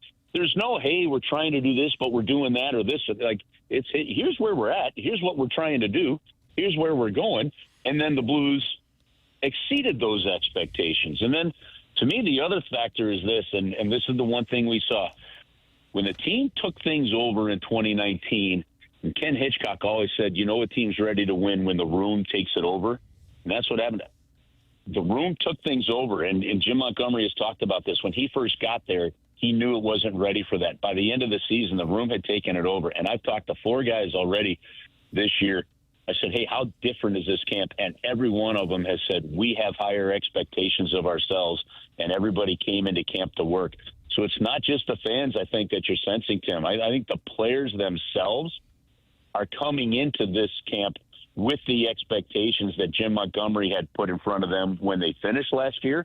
And I think that's one of the great reasons for excitement. I love hearing that. That's some good behind the scenes there. Blues wild in St. Louis as the puck drops on Thursday on the 2025-2026 season. Chris Kerber and Joey Vitale on the call, both on radio, here on 101 ESPN and on television. Kerbs, appreciate the time as always, sir. Thank you so much.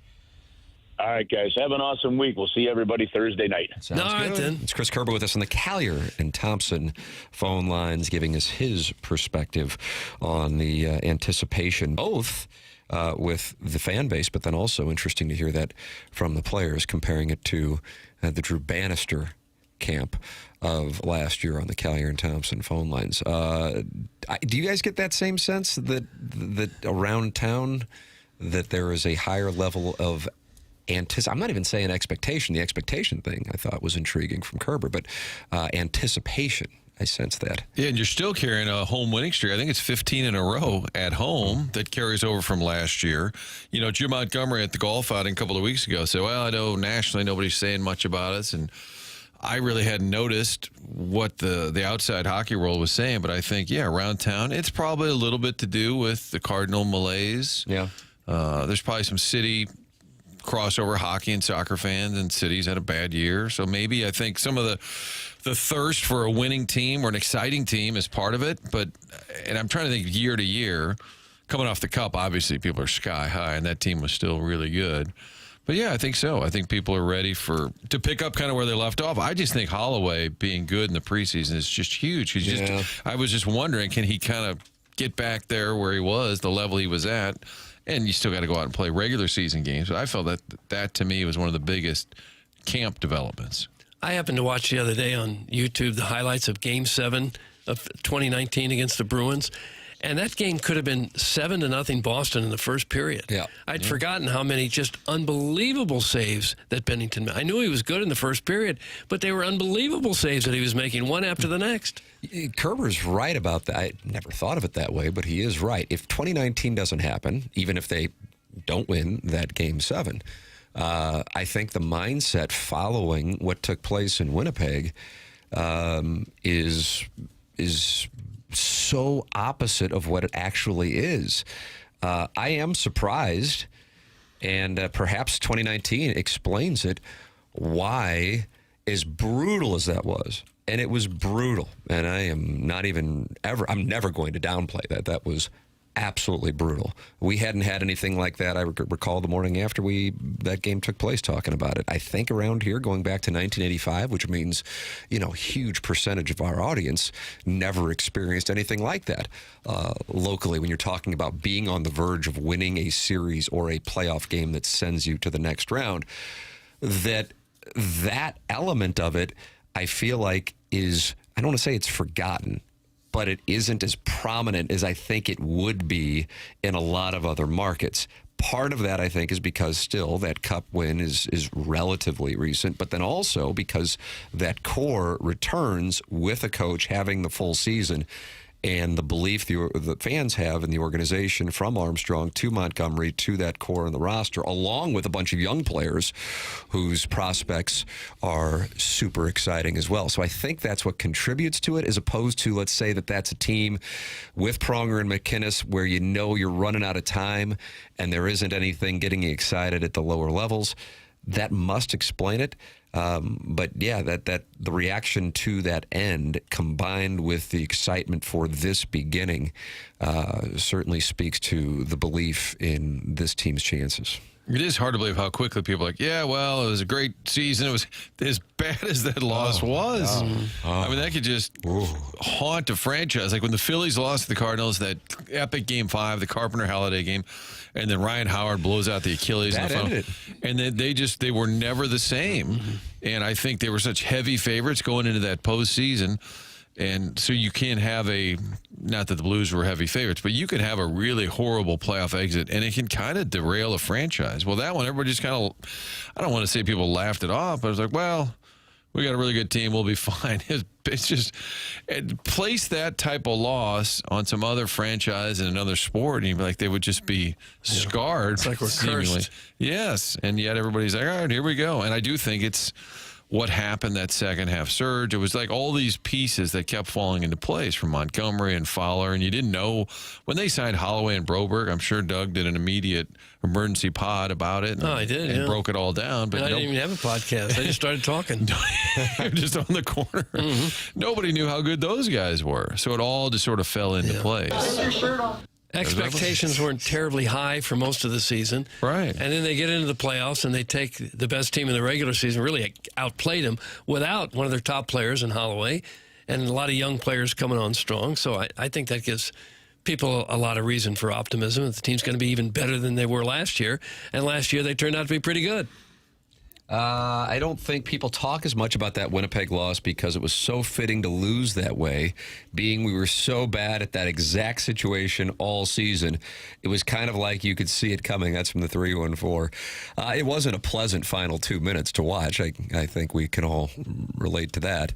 I will be super anxious to see how they perform out of the gate, considering the slow starts that's plagued the franchise, and then also how they handle that man advantage in the latter portions of games with the empty net because, Doug Armstrong point blank said, if we're having the same conversation in a few months, we're going to have some problems. That was what he said right after the Winnipeg loss. So for a few years going forward, every time the Blues give up a goal where the other team pulls their goalie, it's going to bring back Vietnam-type flashbacks to that Winnipeg goal. And I can hear Monty now getting sick of the topic, but as soon as it happens, it's going to come up.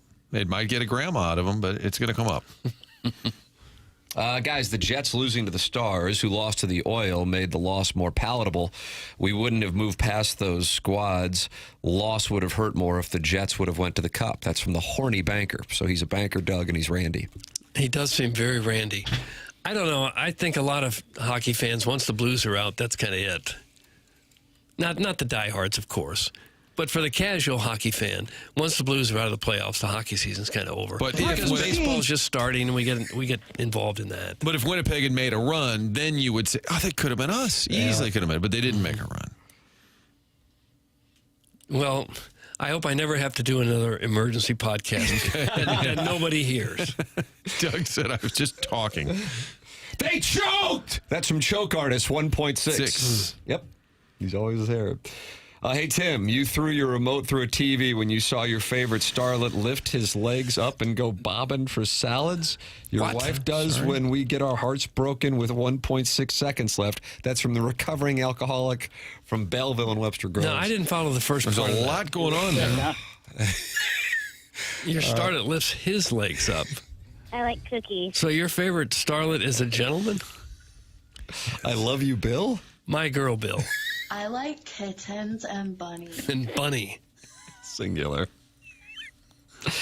Yeah, I lost my television that night.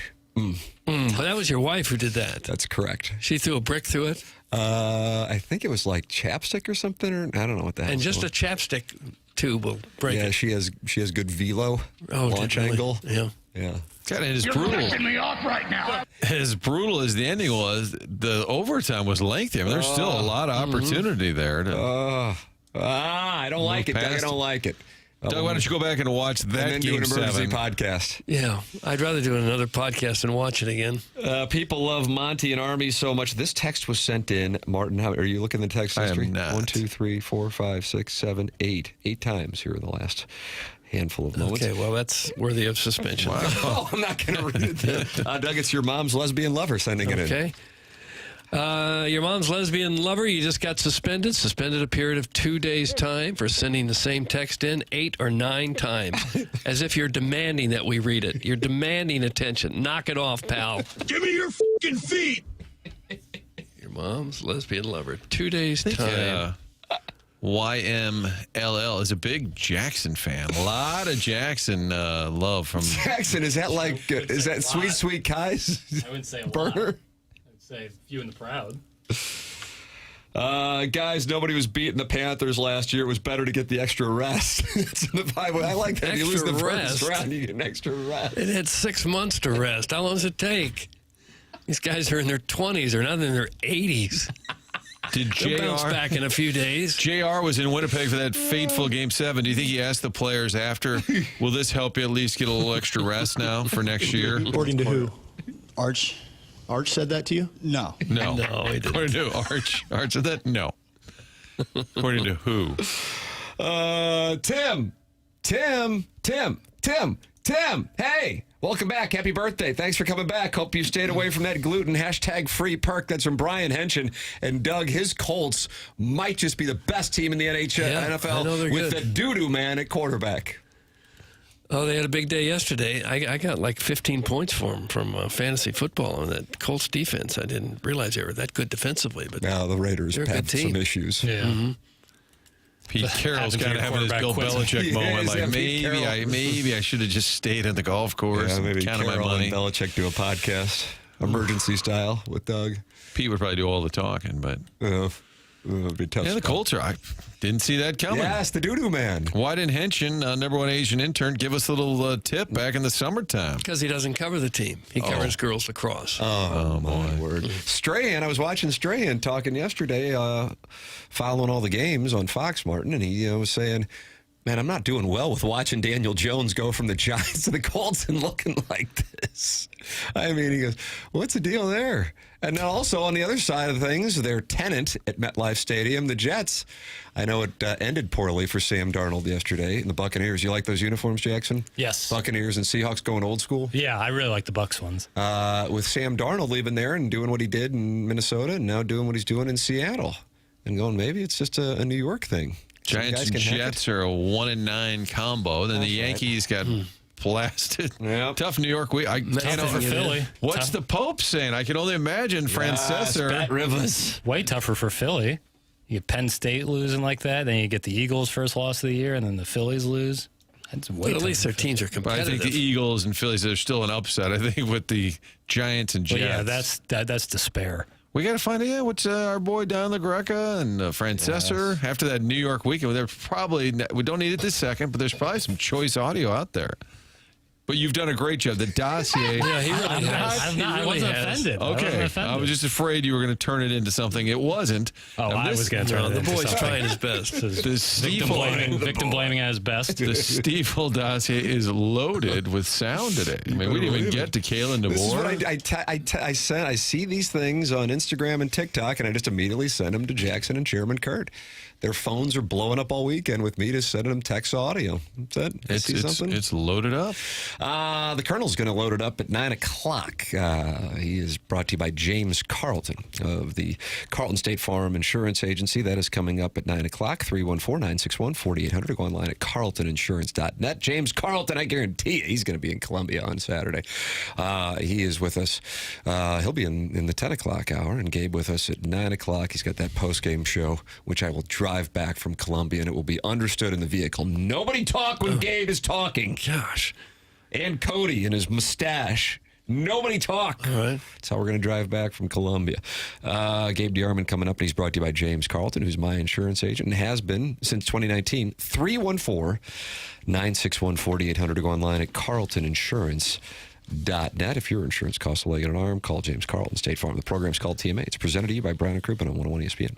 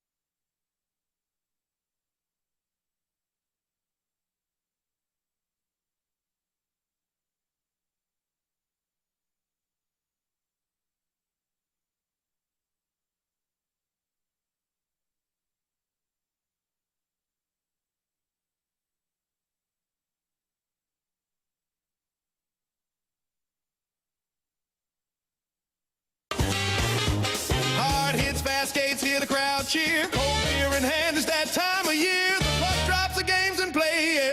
We're lighting up the rink today. Yeah. Let's go Blues. The roar begins. Stanley Cup dreams. We're born to win. The Blues are back. No time to lose. Feel the rush. Let's go Blues. You like this, Doug? I kind of like it. Good jazzy. Who created this, Jackson? Listener Michael. Listener Michael. Who made most of the Blues Winnipeg Jets songs. He made this one for us. Pretty good. He sent some others. Very nice. Thank you, listener Michael. It's TMA 101 ESPN. The show is presented by Brown and Crouppen. Joined by Chris Kerber in the previous segment. Gabe DeArmond with us coming up in the Mark Hanna Evergreen Wealth Strategies 9 o'clock hour. That's coming your way in approximately 12 minutes. Jackson, Mark Sanchez had a weekend. He sure did. And this is from the New York Post this morning. A 69-year-old who was allegedly assaulted by Mark Sanchez, the former USC quarterback, and then, of course, he was with the Jets, went to back-to-back AFC championship games, just wasn't able to get over the hump.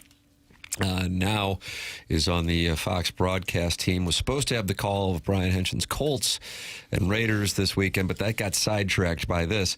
A 69-year-old who was allegedly assaulted by Mark Sanchez in Indianapolis and then stabbed the former Jets quarterback has been pictured bloody and battered in his hospital bed.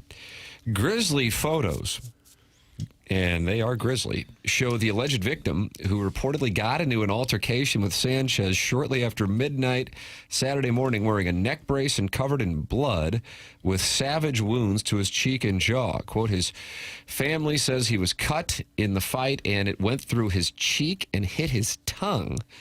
That is according to Fox 59 Indianapolis anchor Angela Ganote, who shared the pictures on her social media page. I mean, this is brutal.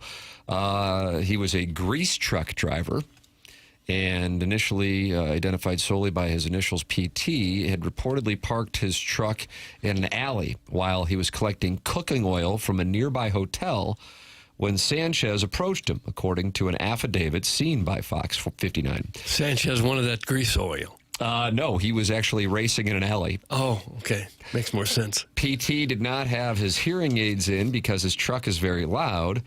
And when he is exchanging the frying oil for the hotel, so he had to lean in close to Mr. Sanchez to hear him, the affidavit reads. When PT leaned in, he stated that Mr. Sanchez smelled of alcohol and his speech was slurred, the affidavit continues.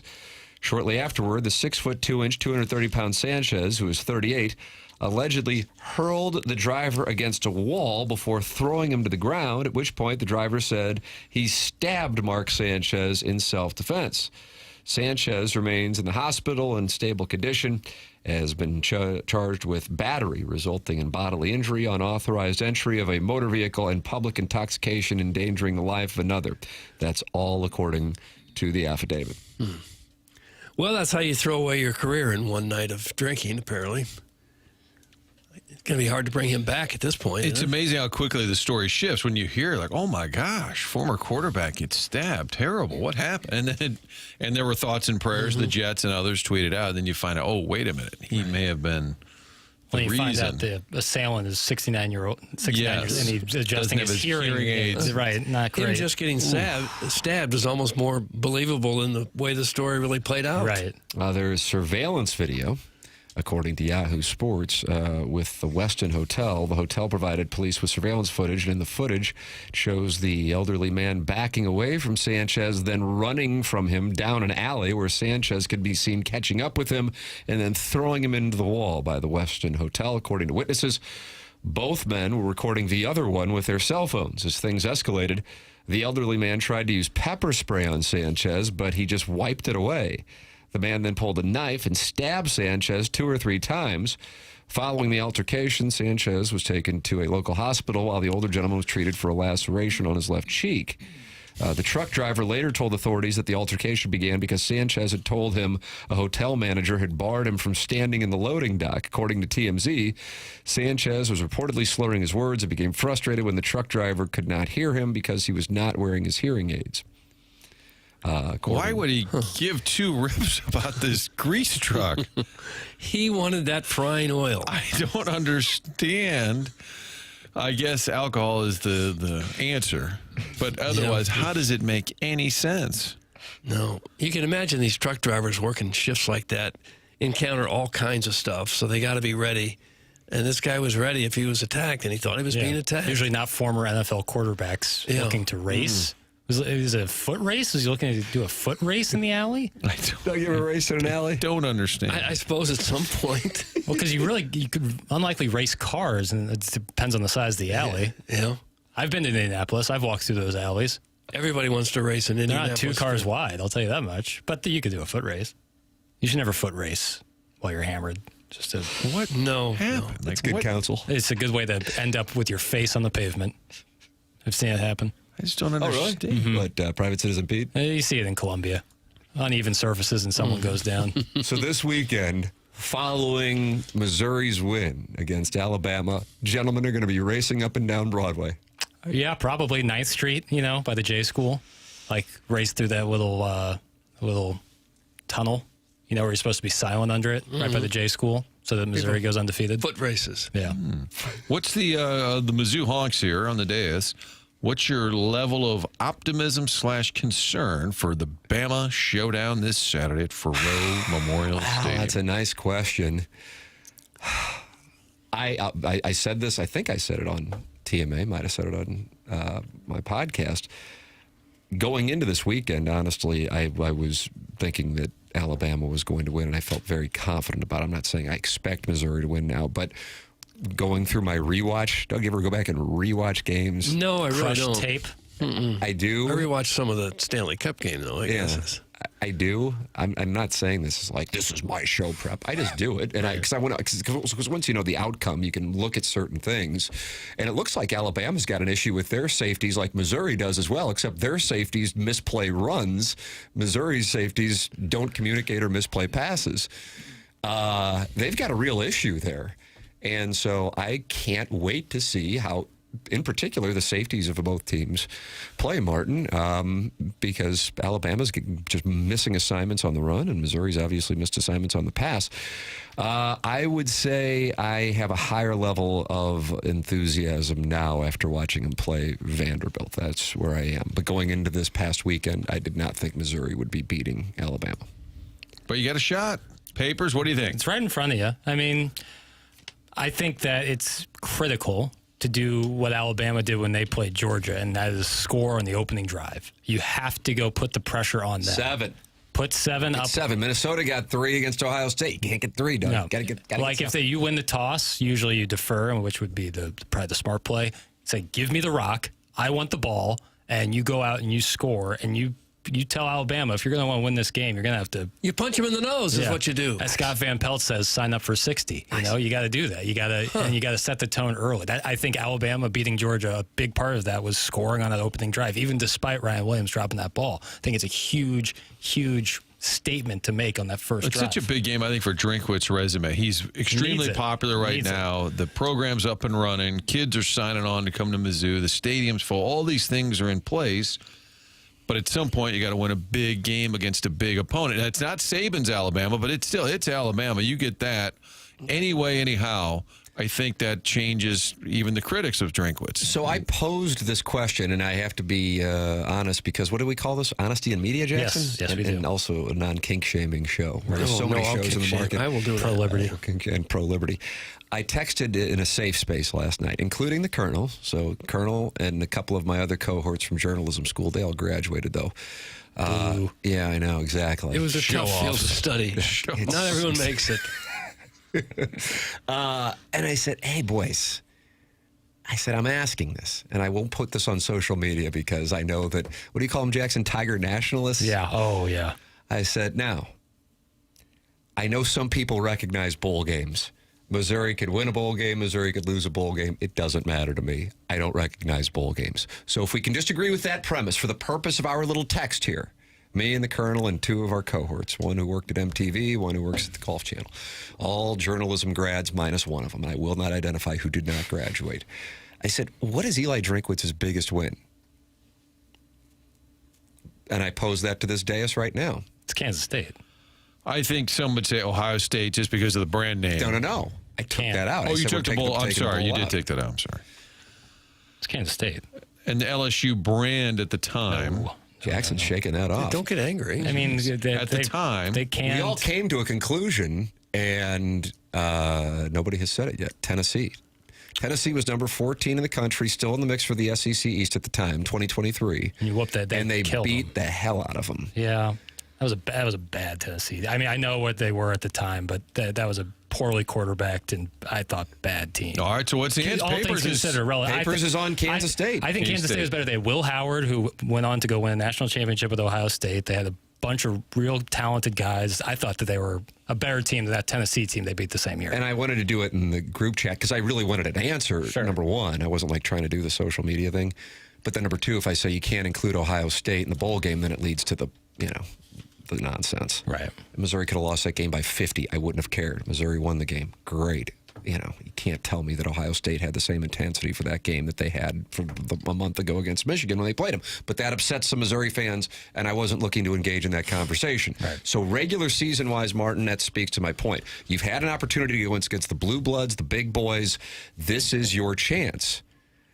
You got to capitalize on it. The gap is not what it used to be. You got to capitalize on it. Getting close and then getting beat by A&M, but then winning the other games, that might not be good enough. And I know it'll be 10-2, but if you don't beat the brand names, that factors into it when the brand names are at the top of the game. I think their biggest win in the SEC to date would be the Tennessee game, probably. I'm talking about Missouri in the SEC since they've been in the SEC. Oh, overall? Yeah. Maybe that A&M win because of Johnny Football and it got you to the championship? At Athens 2013 because Georgia was ranked number 7. You're in Georgia. You beat them. That takes you from the outside looking in to now everybody's paying attention. And then they beat a Florida team that was ranked highly the following week. It was an early morning game like this one. And then that's when they lost to South Carolina the night of game. That was game 3 of the World Series. I don't know which game it was. In overtime in South Carolina was ranked like number 15. We'll see what the Colonel has to say. He wrote a great column this morning on Power Mizzou. Or did Al Formicola write it? That's a good point. We'll talk it over with the Colonel. Brought to you by James Carlton next here on TMA.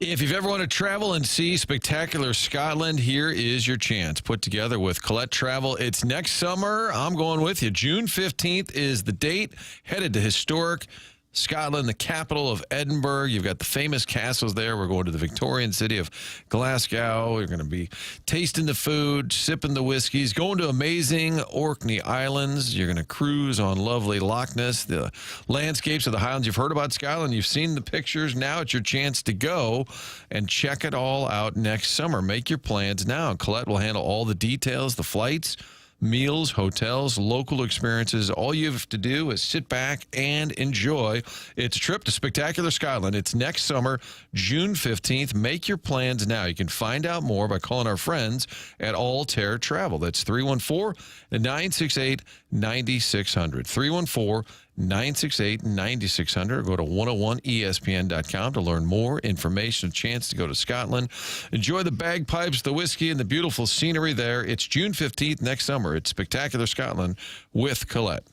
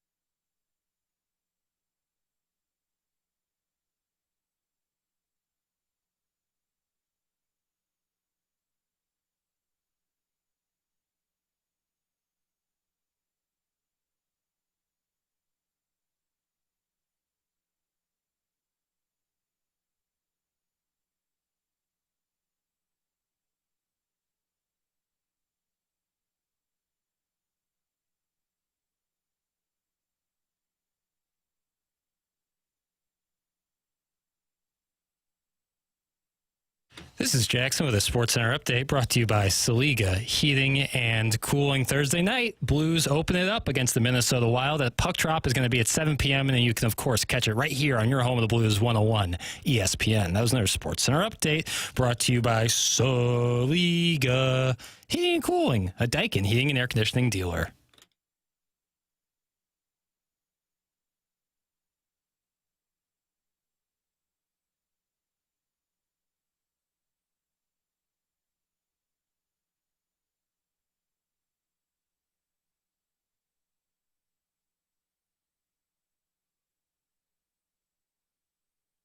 It's the state which I live in, which is called Missouri.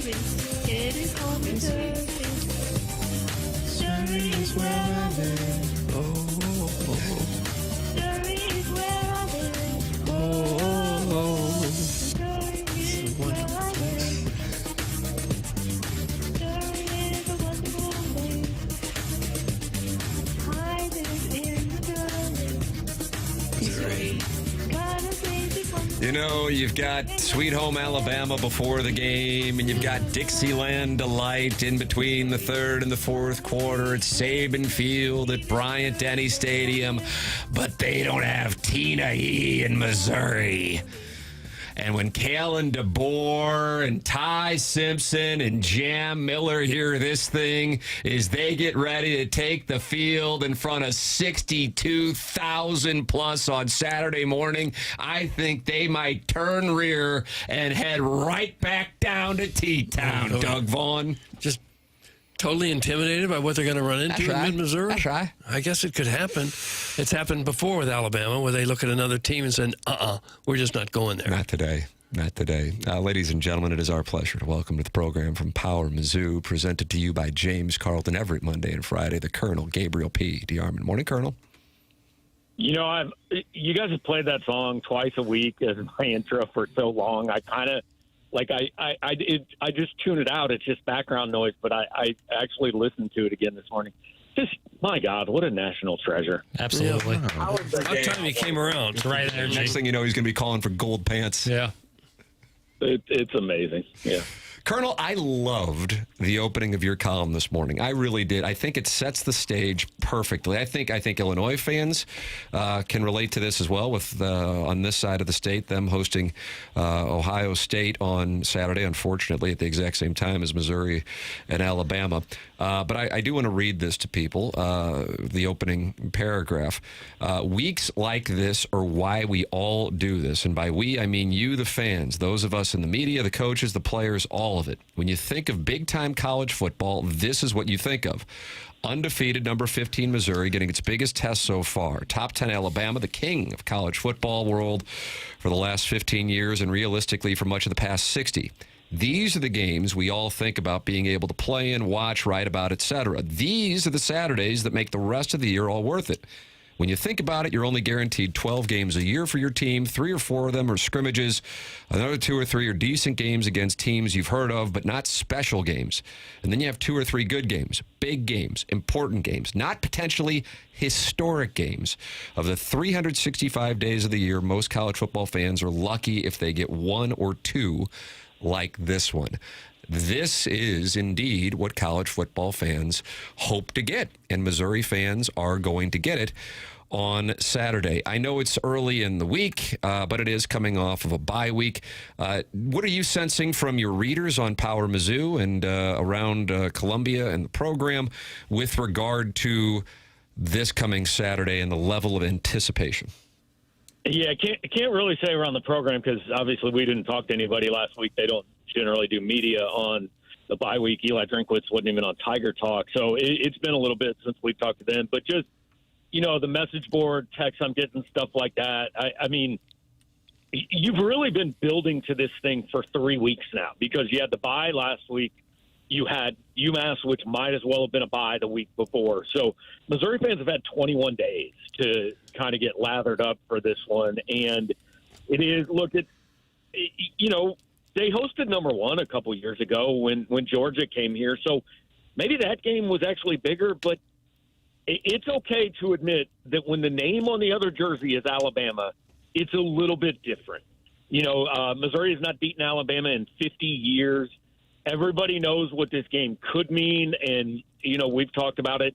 This isn't the biggest home game Missouri's had in the SEC or anything, but there is a feeling about this one. The closest comp I can come to, I think, is when Oklahoma came here in 2010, and they were number one, and Missouri hadn't beaten a good Oklahoma team in a long time, and game day was coming, and there was just this feeling of, like, this one it's different than most of the rest of them we get to see.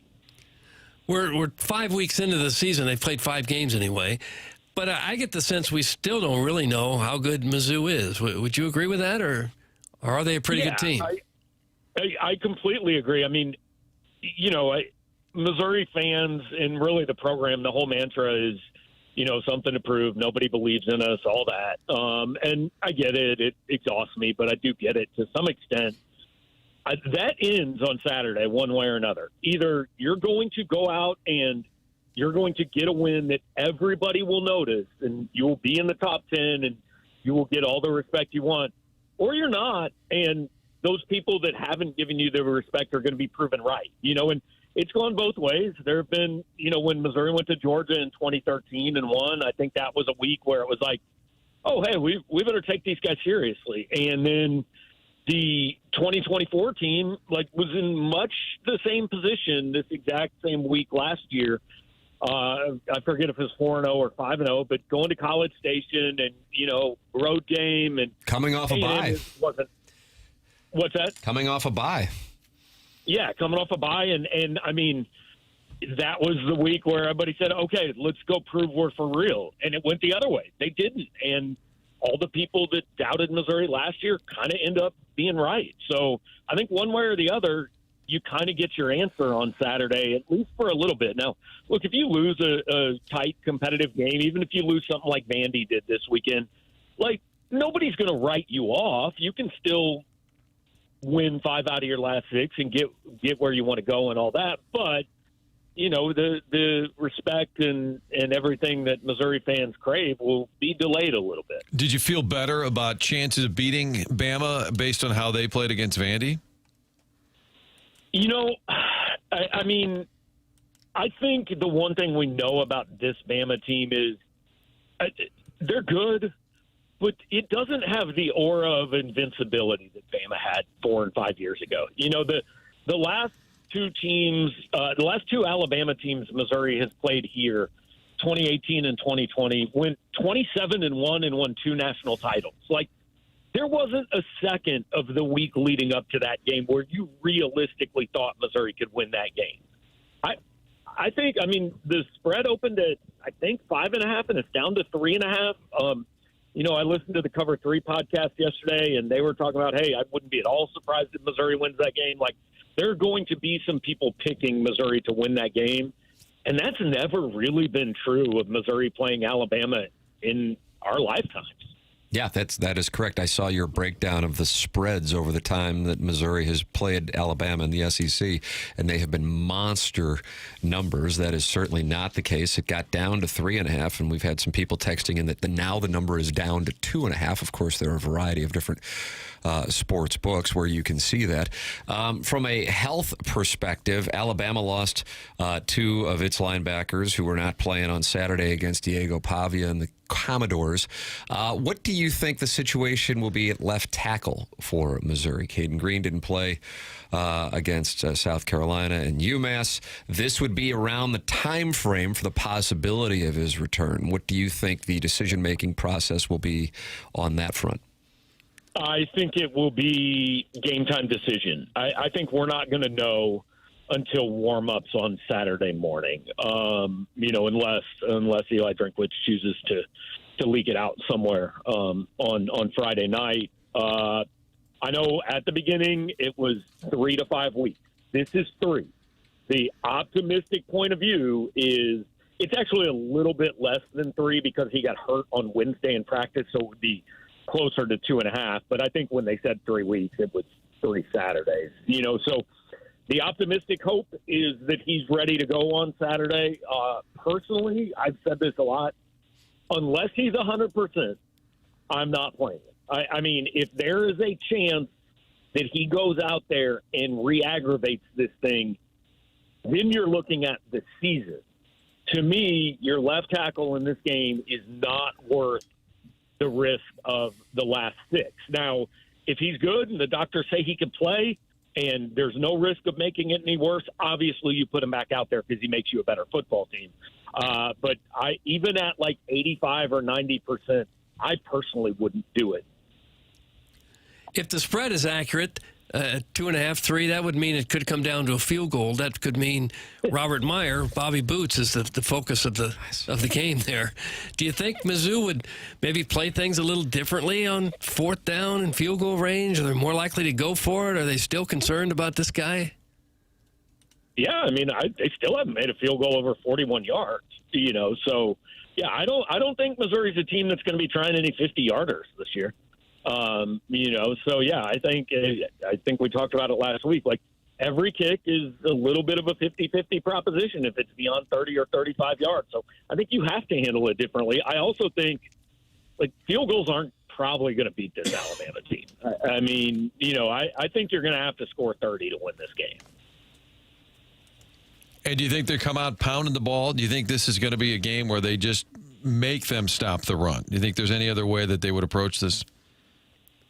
Yeah, this is fascinating to me from Kirby Moore's perspective and from Kane Womack's perspective, the Alabama DC. I mean, to me, if you're facing Missouri at this point, you're going, hey, 29's not winning a game. We're putting everybody up front. Feel free, vote for Beulah to try to throw it over the top, but you're going to have to do it. So the other thing is, though, I think Missouri's running game might just be good enough that, yeah, you kind of know it's coming, but we're going to do it anyway. They've done it to everybody so far, and while I think the first thought would be, yeah, but they haven't played Alabama or anybody like this defensively. Alabama's 88th in the country in run defense. Georgia ran for 232. Florida State ran for 235 or 227, something like that. And even Vandy ran for 135, but for some reason only ran it 19 times. Like, Vandy averaged 7 yards a carry against Alabama and kind of got in panic mode and quit doing it. Yeah, I noticed that. I thought that was a very surprising thing, considering their ability to move the ball. And they were really in position, man, before Pavia's fumble to go up at least 10, if not 14-0. And that could have been a real game changer for the way that they approached their play calling offensively. On the other side of it, when you talk about strength versus weakness, you have Ty Simpson, Ryan Williams, Alabama's passing game against Missouri's secondary, which, of course, has had its problems with big plays going back to last year. Colonel, what does that group need to do differently than what we've seen when they've given up some big plays against Lenore Sellers, Jalen Daniels, and then going back to last season as well? Yeah, I mean, I joked after the UMass game that if I were Corey Batoon, I would give my safeties the Willie Mays-Hayes treatment. Like, remember when Willie Mays-Hayes would hit a ball in the air, he just had to do 20 push-ups at home plate? I would tell my safeties, if you make a tackle and run support, I want 20 push-ups right on the field right afterward. We don't need you to do that. We need you to stay back and make sure nobody's beating you deep, especially in this game. I mean, Ryan Williams is the guy that gets all the headlines, but I don't even know if he's Alabama's best receiver this year. He's had some struggles, and Jeremy Bernard has been phenomenal on the outside, and Ty Simpson's playing as well as anybody in the country at quarterback since the opening game. He has been on point, and he finally threw an interception against Vanderbilt. It was Alabama's first turnover of the year. So I think you have to have a short memory and understand, look, these guys are making some plays, right? You can live with touchdown drives. You can live with maybe you give up a 20-yard pass. Let's avoid the 60-yard pass. Let's avoid getting blown out. Do you have any fear of that Alabama will just destroy Missouri? I mean, look, anything can happen. But I wrote this morning, if that happens, that's a disappointment. Like, this team, you feel like should be beyond that. This team should not go into this game feeling like it doesn't belong, feeling like it's not a monstrous upset if they beat Alabama. You're at home. If this is a 17 points or more game, I think you're really going to come out of it thinking, man, we thought this was different. We've said all year, this team feels a little bit different. It looks a little bit different. And that doesn't mean they necessarily win on Saturday. But, yeah, if they get blown out, I will walk out of there with a whole lot of questions. Do you have a sense who's the best team in the SEC? I mean, we used to always be like Bama or Georgia, Georgia or Bama. And then right now, you could probably mention 4 or 5 teams. I think there are 8 teams that could win this league. I legitimately think 8 teams should look at this and say, we have a chance right now if we get things going to win the league. I do my power rankings of it every Monday. I had Alabama 1 for now because, look, they beat Vandy, which is a good team. They went on the road and beat Georgia, which is obviously a good team. So I think they've probably done more than anybody else. But, I had Missouri 6, I had LSU 8, and I think everybody down to LSU could look at this and say, hey, if we play well, we can win this league. Doug, the Tigers have not beaten Roll Tide since the 1968 Gator Bowl. And then 7 years later, they went to Birmingham and Legion Field and won 20-7. But unfortunately, they're on a 6-game losing streak to Roll Tide. Well, they didn't play them for a long time, too, when they were still in the Big 8 and then Big 12. You don't know that? And if they win this, we have to be sure they don't rush the field because that could cost, what, $500,000? Do you think I'm legitimately interested. I want to see if they beat them, especially in a close game or something happens in the last 2 minutes. I think it's going to be tough to keep those kids off the field. I think that fans rush the field if they win. Now, I understood the one against Kansas State with Mevis's kick because of the emotional charge and the fact that thing was an absolute bomb. In a normal setting, I think that people would not rush the field, but because it's Alabama and because of where they are ranked, I think that people would rush the field even if somehow Missouri's up by 15 or something like that. And because of what it would mean for the rest of the season. I mean, I think if you win this game, the playoff then becomes the expectation. Not the goal, but the expectation. And yeah, I know it's real fun to say, act like you've been there, all that, but they kind of haven't been, really. So, Well, who's going to cough up the 500 large? Not me. Maybe Eli Drinkwitz would donate it. Oh, nice. Just peel off $500,000.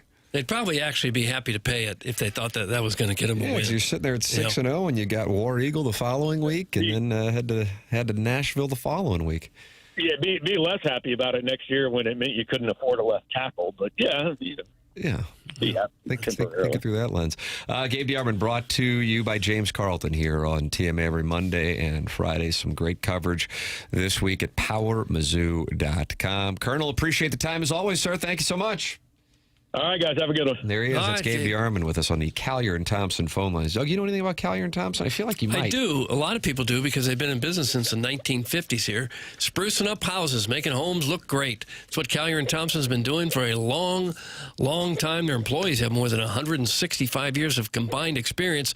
These people know what they are doing. You don't stay in business this long unless you do. Collier and Thompson is a company you can trust. Trust to be in your home, trust to do things right. And not just for kitchens and bathrooms, those are their specialties, but they do anything inside your house, a man cave, an office, a bar, the basement. You got it. Collier & Thompson. They even do wine rooms and fireplace walls. Collier & Thompson is your go-to source for every design consideration. They carry the best cabinets, high-end appliances, and countertops in the business. And better yet, it's all right there under one roof. No need to drive around to 5 or 10 different businesses to get everything you need to do one job. At Collier & Thompson, they do it all, including they have a great paint department. They can paint your whole house. Their showroom is on Manchester Road in Baldwin, next to Uncle Bill's Pancake House. Let Collier & Thompson bring your dream remodel to reality and come home to quality. Online at CollierandThompson.com. 9:24 in St. Louis. Time check brought to you by Clarkson Jewelers. Tim McKernan, Doug Vaughn, Martin Kilcoyne with you on the program. It is The Morning After, presented to you by Brown & Crouppen on 101 ESPN and the TMA STL YouTube channel.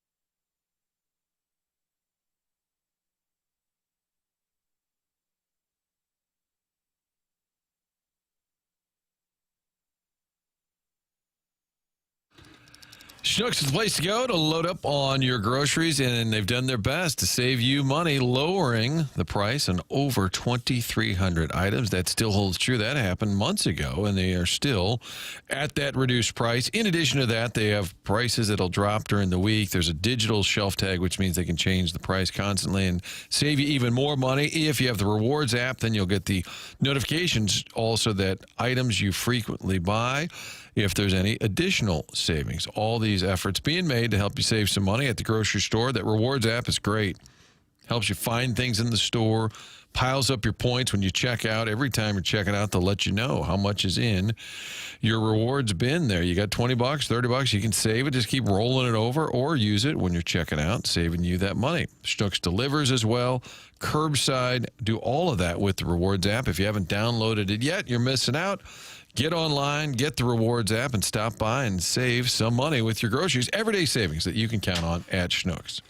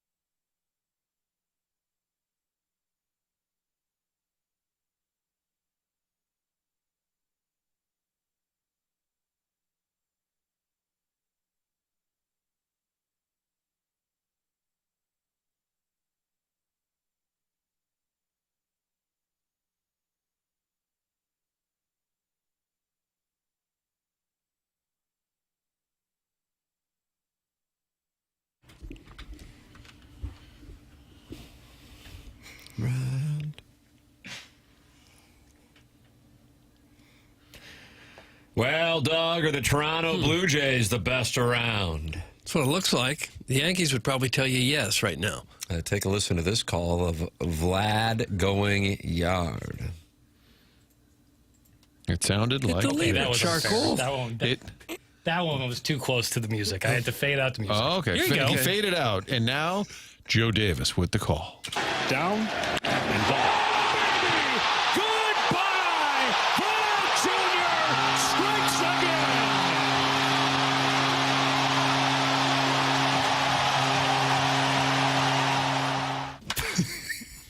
Okay. Well, the Yankees have given up. like the horn. The Yankees have given up 23 runs in the first 2 games. What are you trying to say? Shout out to the Toronto Blue Jay fans. They've delivered some of the best playoff atmosphere in the last decade. That Jose Bautista home run, obviously. Yeah, they love that team. You don't think of Right. Toronto as a big baseball city, but they like that team. I mean, it was you couldn't hear yourself think watching that game and hearing the crowd going nuts. Great open with Geddy Lee, huge Blue Jays fan from Rush fame. Right. Friends with Bryn Smith. Friend of the skipper. Bryn Smith, the old pitcher. Yeah. Cardinal pitcher. Nice show prep. Ass. My bad. I've never heard the name Bryn before. Beard. B-R-Y-N. Something like that. Yeah. Is that it? Played for No, the there's Expos. 2 N's. Why is there a second N? really? Yes, it is. There's. Oh no, it's a TV personality. I was about to get action on that. I was Bryn like, what? Smith, who was in Real World Las Vegas. Okay. I'm This sorry. guy started with the so the Blue Expos. Jays Sorry. won, Tim, It's correct. and Bryn Smith was in Real World what? Real World Las happened? Vegas. Bryn Smith only 1 N. The baseball version. What was his career record? You got it right there. Bryn Smith, let's see, Expos, He was pretty good. Cardinals. Yeah, he's from Marietta, Georgia. I'd say 110 wins. Wow, really close, Martin. 108 wins. Nice job. With a went over. 3.5 career ERA. Yeah, he was good. Kind of underrated. Over 1,000 strikeouts. Shout out to Bryn Smith. You learned something today, didn't you? I certainly did. I didn't know that anyone was named Bryn. It's kind of one of those noise names. You know what I'm talking about? A noise name, like a name, onomatopoeia? like a name that sounds like a noise. You think his parents tried to spell Brian on the birth certificate and left out a letter? I've always wondered that if someone would misspell their name. Oh, I'm sure they I do had a all the friend time. who had a very weird spelling of a middle name that I thought they might have just misspelled on the birth certificate. Probably did. Yeah. Yeah. But this was too common a name. MD 2020 is in the Michelob Ultra YouTube chat. That's 259 friends are in there. YouTube.com/TMASTL. Is Doug upset that Kelly Stafford is pausing her podcast? I didn't know that you listened to Kelly Stafford's podcast. Her podcast is named The Morning After, by the way. Oh, is it? Mm-hmm. Are we litigating that, or how are we handling that? I thought we could try to maybe get involved on the Rams suit, see if we could wet our beak a little bit on that. And that fell short, so probably not. Not stepping back in that arena. I did see I saw like 8 headlines about this. I was like, why is this so? Why is it? And it was like she hasn't told Matt yet. I was like, well, he'll find out now. Like, why is this news? Oh God, just bad idea after bad idea. And this is the podcast where she would like air out other teams or the coach of the Rams. If you loved former Rams quarterback Kurt Warner's wife calling into KFNS 25 years ago, then you'll love current Rams quarterback wife Kelly Stafford doing her own podcast, lining up members of the organization. Yeah. What in the hell? Yeah. Is this the thing where my husband's famous and I want to be famous too, so I'm going to do something also? No, that's Clayton. Yeah. That's Clayton. This is kind of She's taking the a break. official podcast of Clayton. Kelly Stafford announces taking a break from her podcast. Co-host fired from TV I station. saw that too. I was like, I was wondering why this was news. I remember once she said she was complaining because the Rams were playing a playoff game at home, and Matt would be on the silent count because there's no fans, no Rams fans there. And I was like, why? Like, this is not stuff you would air out. I can't Here's imagine. a headline that says Kelly Stafford cries over daughter's behavioral issues. I don't recognize her, she says. Yeah, all you self-promoters. All these self-promoters are janky? I guess. But I mean, when your husband, how long has Matt Stafford played in the NFL? Doug, how long has Matt 16 years? In 09? Yeah. So that's Outstanding 17th season? Right. He can still throw it, too. 17 years worth of quarterback money. Her longtime WDIV TV consumer affairs reporter was fired by the station following a police investigation into allegations that he made sexual advances during a massage, per the Detroit Metro Times. I didn't name the man, but that's her podcast co-host fired. So things are a little turmoil there, Doug, at the other morning after. The other morning after. Oh. We haven't had many scandals on this morning after. Maybe we need one just to kind of drum up some attention. I think when we broke up, there was a lot of coverage in Jerry Berger's column. Suck it, Doug. Oh, stop it, baseball. When we broke up, was I involved in something I wasn't even aware of? Don't kill the narrative, Doug. Oh, okay. Yeah, this is the thing that Jerry Berger was all over. Doug Vaughn is denying a relationship with co-host Tim McKernan. I'd like to get that call from the paper. I'd like to see the picture they use for it. Tim will have a little derby on. That's right. Yeah. This started with a Blue Jay breakdown. That's correct. Then we got I didn't know the meat of the conversation, though, because when's she coming back, you know? Who are we talking about? Kelly Stafford's podcast? Yeah, or Brady Smith. But what does she have to do with the Blue Jays? There was somebody in the Michelob Ultra YouTube chat like a lamp, and we just 2020, switched. I think, is the TMA Lister of the Month. He is, reigning. There you go. Reigning. So when you're the TMA Lister of the Month and you talk, we have to listen. I guess. Okay. It is amazing how many Blue Jays are the sons of former players. I mean, that Biggio's injured right now. So is Bichette. He's not on the roster. Biggio, Bichette, not even in the lineup, but still, you have Vlad Guerrero, and then Varsho's dad was Gary Varsho. Yeah, was I a decent forgot about Pirate that. and Cub, Yes, I think. I do remember him. If you had a pick, who would you like to see in the World Series? Phillies. Blue Jays. I like to see the Brewers have never won, right? Oh, boy. First he's Cub, Doug. Wow. Now he's all for the Brewers. Well, somebody in the National League is going to get in, and the Brewers have never won it. So Hanford's got a new golden at bat where two teams from one league can play each other. Yeah, I'd say Milwaukee and Seattle. That's who I'd like to, because neither team has won it. I like the And they were Phillies. the Pilots at one point, right? The Seattle For 1 year. Pilots became the Brewers. They got rained out like 30 times. So this is not going to work in Seattle. Come on, the Blue Jays. Does that make me an ugly American? I think I'd like to see Dodgers Blue Jays. I like dynasties. And then you got the energy that you got in Toronto, little buzz. Seattle's got incredible energy as well. Have you seen the thing about every time the Philly, or not the Phillies, but a Philadelphia baseball team wins the World Series, a financial crisis happens? 2008. Yeah, 1980, and then 1929, the Philadelphia Athletics won the World Series. Oh, no, Doug. We don't want So that. maybe for the health of the nation, you need the Blue Jays to Tam Avenue Capital Partners already feel like it's a financial crisis. And you don't think that's just a coincidence or anything? That actually caused I see it? three data points. Phillies caused it. I see 3 data points. You know, these are important things. Joe Carter saved us. Think about that. Yeah, thank you, Joe. The team you least want to see in the World Series, is it the Yankees?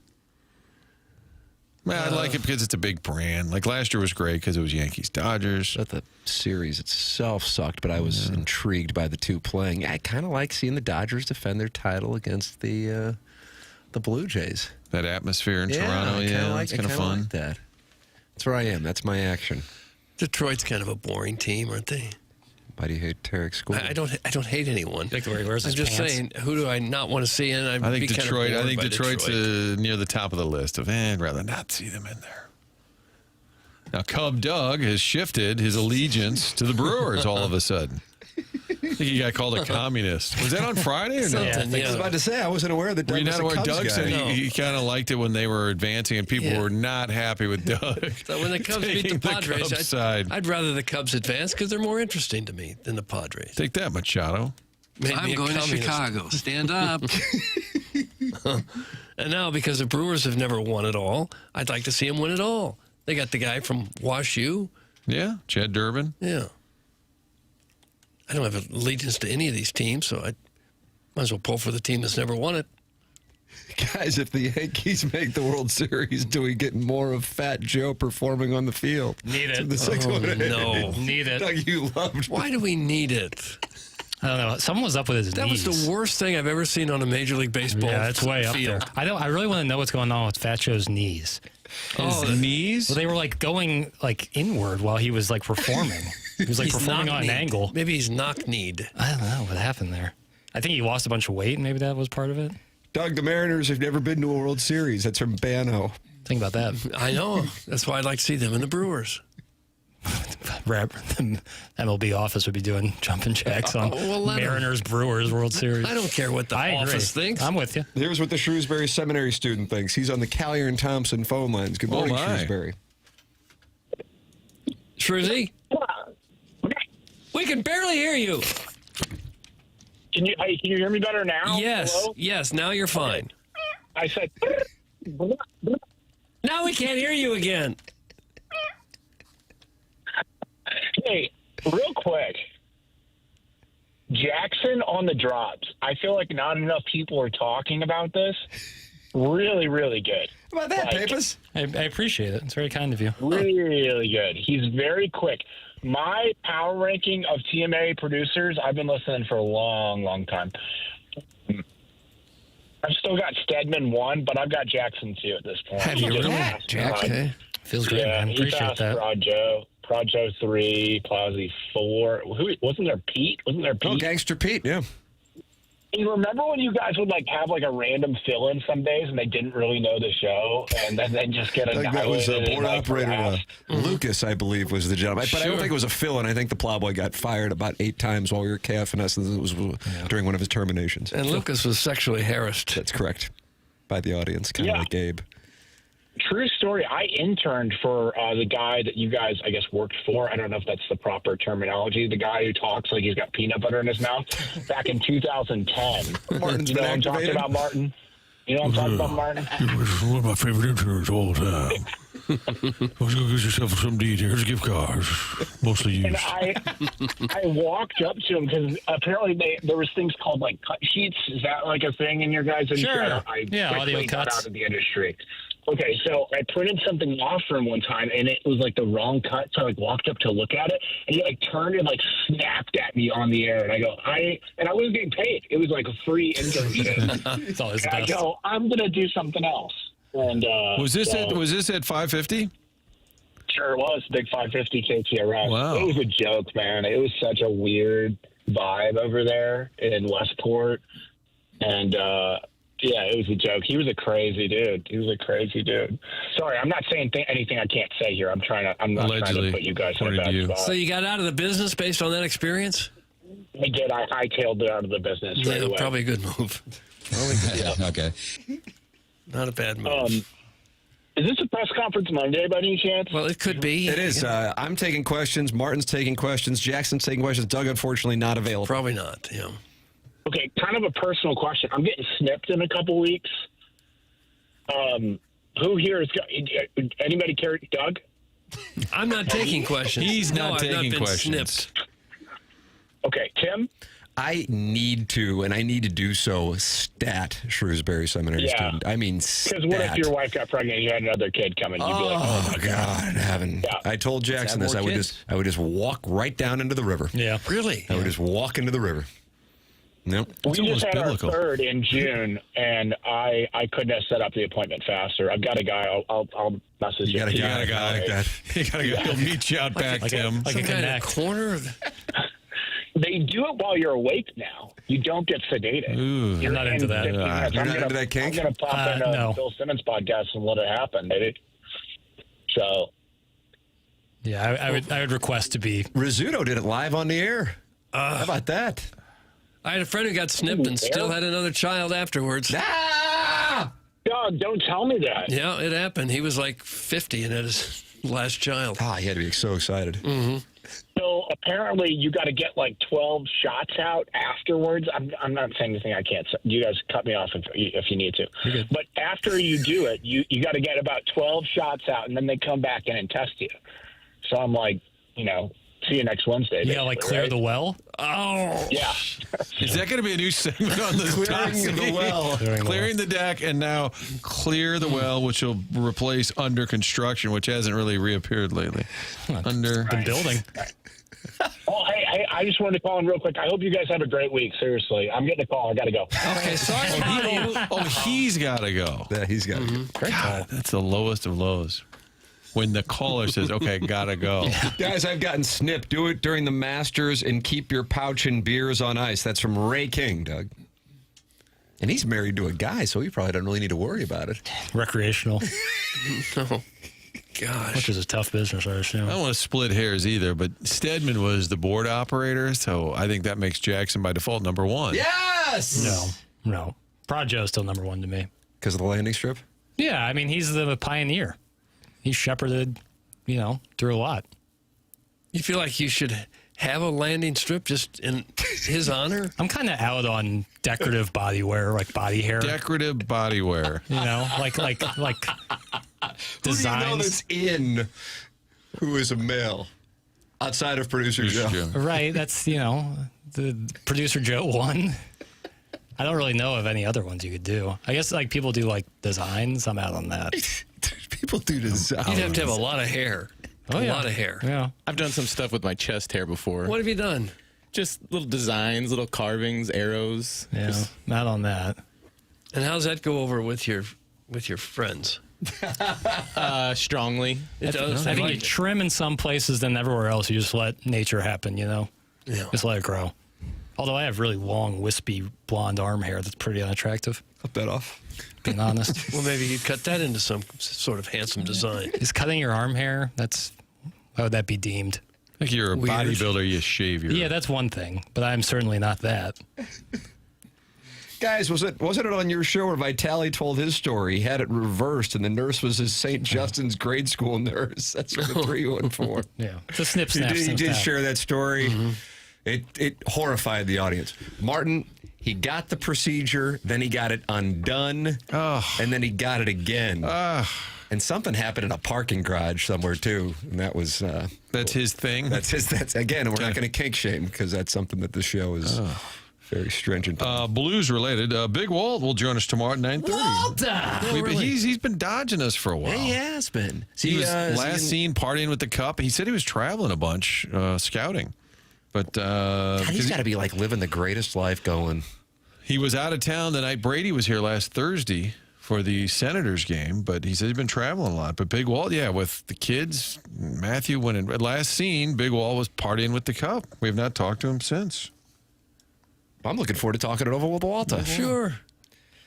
It's not that bad getting snipped, but I'm still astounded that Vitali reversed it. What a dumbass. So CBC. That's from Chairman Steve, and he is in Wildwood, Doug. You might want to have kids, and I wasn't so sure who had the vasectomy reversed. And then when you said you definitely didn't want to have kids, who had it reversed back? Snip, snap, snip, snap, snip, snap. It sounds like No idea the physical toll the 3 vasectomies have on a person. There it is. Mental toll as well. I thought that was Vitali for a minute. Life imitates art. Get involved on the program. Email in for the Design Air Heating and Cooling email today, which is coming your way. Martin, you know something about Design Air. Design Air Heating and Cooling has been taking care of folks in St. Louis. The industry's changed over the years, but for more than a century, there's one name you can count on, and that's Design Air. It's Seth Goldcamp's family business. He's 4th generation. That means as the industry has changed, you get all kinds of great new equipment and service repair. It gets a little more streamlined, but you have the same dedication to that great service. That's what you get with Design Air. Book online at designairservice.com. Get a tune-up before winter arrives year-round. You can count on Design Air, also the longest-running TMA sponsor. So when you do business with them, you're supporting the show. And we love hearing those first-hand accounts. I think Manute Bowl eligible is a 2-time Design Air visitor this year because he would send in notes about the service he had done. So make sure all your heating and cooling needs are taken care of, and the only name you need to know is Design Air Heating and Cooling. There it is. It's Design Air Heating and Cooling online at designairservice.com. I'm online right now scheduling my furnace tune-up with Design Air. Send your emails in the morning after at InsideSTL.com. Design Air Heating and Cooling email today coming up at the end of the program. BK and Ferrario at 11 o'clock and the Fast Lane at 2 o'clock. Anthony Stalter will be available, but we are having an emergency board meeting for the Spread Zone podcast presented by FanDuel after we went 1-10 on Saturday. 1-10. Maybe they'll shut down the operation. Stalter has the Chiefs tonight. I have the Jaguars, which means we're both 1-5 right now. And that means one of us is going 1-6 no matter what. What's the spread? 3. Chiefs? Chiefs -3. I feel like I this don't know what is to make of the Jags. the classic case of Monday night, spread seems suspicious. People bet the Chiefs, and the Jaguars cover. That's what it feels like to me as somebody who may or may not have operated a sports gambling operation in Columbia, Missouri in the late 1990s. Because the statute of limitations is up, I will do your podcast. And you've got the Chiefs? Or I the got the Jags? Jaguars. You got the Jags. Yeah. When you were running this gambling operation, did you ever have to deal with any stool pigeons? I had a few people who did not pay, and I'd like to think they still are suffering from sleepless nights. Oh, gosh. Never known if the Tam Avenue Capital Partners will ratchet up some heavies to chase them down and, do some leg breaking. Yeah. That's the business you've chosen. Hyman Roth. Mm-hmm. Hyman Roth. Michael Corleone. Think about it. Topless. Danish. So people would just come to your fraternity room with a handful of cash and lay down their bets? Parking lot under the Arnold Water Tower. Oh, you came home for it. How did people know the lines? I've always wondered that with before online sports gambling. Newspapers? Yeah, that'd be that. And then my guy who would come over to my place, I'd still be in bed. It's 11 o'clock. That's too early for me to be getting up. And he would take the wagers. Got it. And then they'd say, I want the Fighting Tigers. Well, the Tigers are getting 27.5 in Lincoln this afternoon. He goes, I see it's 28. I'm sorry, it's 27.5. And if you got a problem with that, you're going to have to call next door, huh? Yeah, okay. Makes sense. So there's a lot less shopping of lines, I imagine. Yeah. You kind of took what you got. Yeah. Yeah. Huh. I'm glad we're right where we're at now, although we're still fighting that fight. You guys going to wager on Mizzou this way? Or is that No. too emotional? No. Now, Martin, if somehow, and I don't know how this would happen, but if somehow it got to a point where Alabama was getting points, then yes. Here's what I fear. Let's say the number's 3.5. Alabama wins 24-21. I lose the cash and I lose the game. Oh, my goodness. Yeah, I can't have that It's happen. too much to deal with. That's right. Yeah, I guess you could do Bama money line, but then you're going to have I to think put I'm up, like minus 150 on yeah, that. for sure. So I'm laying out down on that. 150,000? No one wants to do that. And Doug, it's a gold rush. Does that mean that's for the crowd? But does that mean it's a gold rush? The Alabama game's a gold rush. Does that mean the team will be wearing are they gold? going to wear? Oh, Jackson's worried. No. So I just saw him shake his head, Martin. I'm asking if the gold rush, which is for the fans, does that mean that you're saying it doesn't correlate to the uniform, Jack? Correct. I don't think it'll have anything to do with the uniforms. I don't think they're going to come out in gold jerseys. Not against Bama. They don't do that. They're not going to do that slap and tickle stuff? No. It'll be black jerseys, hopefully the Block M, because the last time they beat Alabama in 1975, they were wearing the Block M helmet. So and that'll be a factor in this game. Bring out the Block M helmet, bring out the black jerseys, and they'll probably go white pants. Will they announce this? They don't do it anymore? Sometimes they do, sometimes they Can don't. there be an offensive lineman playing a guitar in a barn? If they want to win, they better have that, but I don't think they will. But yeah, that would be my guess. Block M helmet, black jersey, white pants. Tim, do you own a gold outfit? Gold shirt is Do you tough. wear like a gold blazer? Sequins. It's tough. Sequins. Yeah, well, don't most people have to go to the store to buy something if you're going to a game? And my goodness. It's a gold rush? Or if you have a gold T-shirt. Who has a gold T-shirt? People, what do you mean? Out of your drawer, Doug, grab your gold, your favorite. Gold Missouri T-shirt. I don't have that. Okay, so you don't have doesn't mean nobody has That means it. I got to go to a rally house. Gold T-shirt. Or just don't wear it. Don't wear gold. Well, then you're not part of the gold rush. You're not going to be arrested. Take your shirt off and bronze yourself. Yeah, just go topless. But bronze yourself. Go it's to the either tanning bed. wear gold or go topless. Those are your two options. You have a lot of gold in your I think I have one gold Missouri T-shirt they gave at a basketball game or something. Have you? Sure. Okay. It's not my favorite. It's not in the rotation, but it's there. Okay. All right. What if they wear yellow jerseys? Doug's going to be madder than a hornet. Yes. That would look terrible. The yellow jerseys and white pants is not a good look. But if you have a gold rush for the crowd, doesn't that equate to the no relation at all? Well, they had a white out and they didn't wear white, correct? They had a blackout. And I wore black. I don't know if they've had a white out yet. Have they? Who would that have been against? Not Central Arkansas. What was the South Carolina Blackout. game? No. I retract my statement then. We'll see. Okay. I think the Gold Rush looks really good on TV. Kansas was the stripe out. Remember that? Yeah. Stripes. Tiger stripes. I think Gold Out looks really cool. Wear black for South Carolina. Yeah. That was the I wore blackout. dark gray. Rebel. Yeah. No theme on homecoming. Blackout can get a little warm on an afternoon game in September. Yeah. Hey, Ho Chi Cheapo, shut up about the Bama game. If you can't afford to go, you can't talk about it. That's from the Warson Woods Wacko. Gosh. It's a ridiculous statement. It's rude. It's a ridiculous statement, rooted in falsehoods. I think you should go. I don't really I am totally fine watching it on television, totally locked in, not having being super far away or not knowing what's going on in the field, early kick. I haven't gotten to watch that many games on TV this year.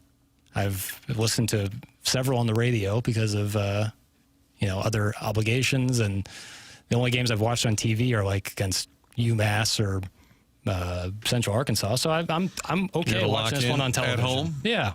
Watch game day before SEC Nation's coming to Columbia.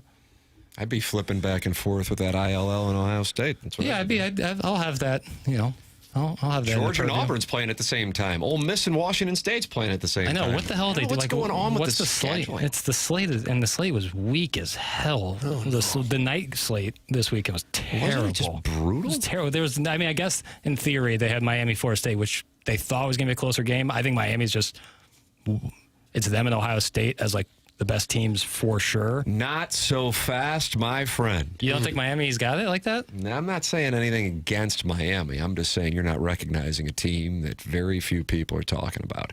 The Texas Tech Red Raiders. Texas Tech Red Raiders. They're the biggest lock to make the college football playoff to me. You go into Utah and do what they did to that offense in Utah, right? And with their quarterback getting hurt in that game, Texas Tech, I don't know what to say. I mean, Texas Tech is the poster child for a billionaire alum going, I just want to win a national championship. Here's a bunch of money. I can give you $50 million, and it doesn't impact my day-to-day life in any capacity. Sorry to my heirs and heiresses, but I want to see a national championship. I don't think they've allowed more than 14 points. I think they've allowed 57 points in their 5 games. Yeah, and that's Texas Tech, known for their offense back in the day with Mike Leach and Cliff Kingsbury. Yeah. And now they got a defense, and they've got a very favorable schedule. They go to Tempe here in a couple weeks, and they got BYU at home. Other than that, have at it. Texas Tech is legit. I don't blame people for not knowing about them, but Texas Tech is something else. No, I think they're outstanding. I just think if you're looking on what somebody's done so far, it's without question Miami. I don't even know how. Yeah. I don't even know how you can put anybody else there based on what they've done so far. But as far as if you wanted a value play right now, it's Texas Tech. They're pretty sick. All right, it is approaching 10 o'clock. Martin, I know you got a big day of onboarding. And who onboards now that Heim has his responsibilities? Actually, we've had some guest speakers. Gersh stopped by last week. Really? He heard all about this. He saw what it did for Heim, so he thought he'd check it out. And they speak for an hour and a half or so? Yeah. We have to take notes. Occasionally we have a quiz. Then sometimes there's, somebody in management says, hey, here's what you do. If you get a caller that starts talking snippy snip talk, here's how you cut that short. That's what Gersh came in talking about? He had a different theme, yeah. We go over every scenario possible that could come up on a radio show. This is what goes on at onboarding. Jackson's awkward headphones. We're going to address that today. Attend to it. Feels like that. Shout out to the chairman for letting me use his. There you go. Big shout out to the chairman. If you are feeling sluggish on a Monday morning, that can be just a Monday morning, or it can be a symptom of low testosterone. If you or your family see any change and you're not quite yourself anymore, struggling to focus, no energy for the people you love, put it this way, if your bedroom could talk, would it have anything to brag about? It could be you're getting older or work stress, or the undeniable fact that we've all become our kids' personal unpaid Uber drivers. It could also be your testosterone calling it quits, and you never got the memo. Mentality can help change that. Whether it's low energy, weight gain, or just that feeling that something is off, Mentality can help. So stop being tired of being tired. Get back to the guy you used to be. Visit mentalityhealth.com and reserve your spot today with Mentality. That's mentalityhealth.com. It's 10 o'clock in St. Louis. Time check brought to you by Clarkson Jewelers as we close out the Mark Hanna Evergreen Wealth Strategies 9 o'clock hour. This is TMA 101 ESPN.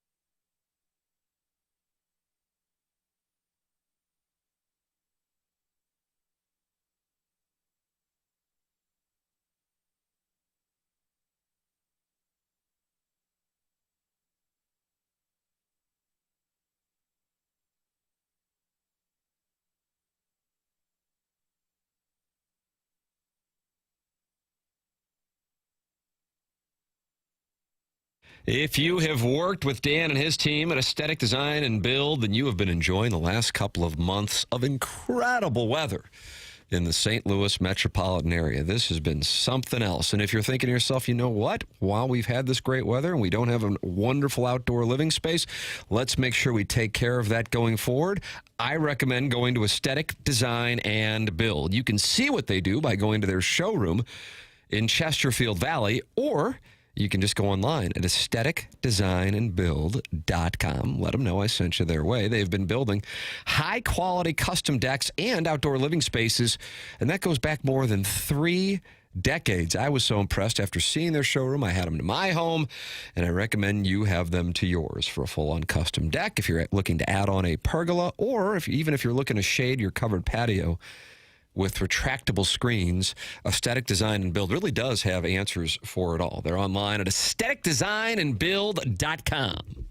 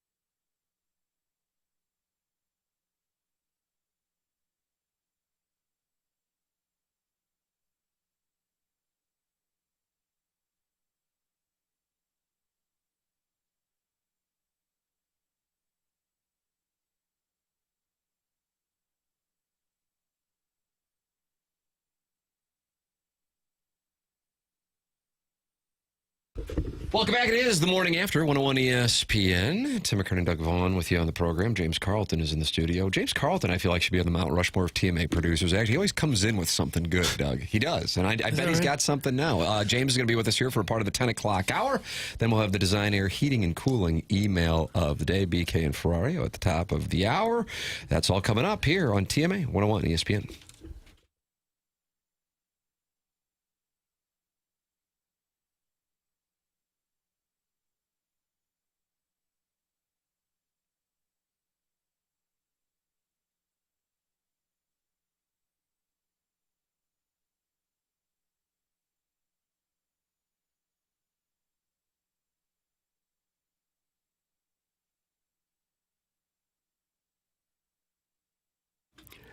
TMA is brought to you by St. Louis-based Stifel, a leading wealth management and investment banking firm. Stifel is the firm where success meets success and has been since 1890. It's a historic St. Louis company founded in downtown St. Louis in 1890. Same street the company is headquartered on today.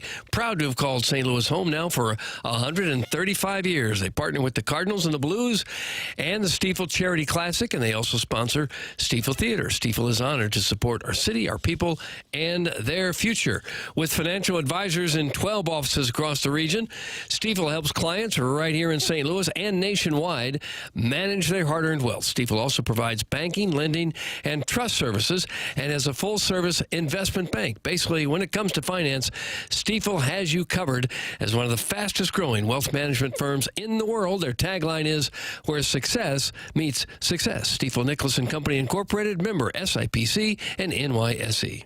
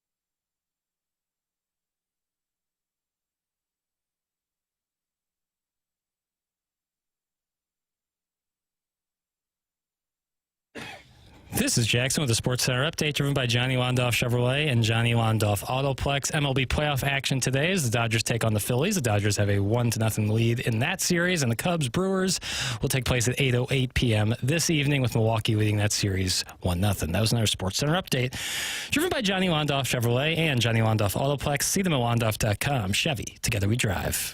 Are you kidding me?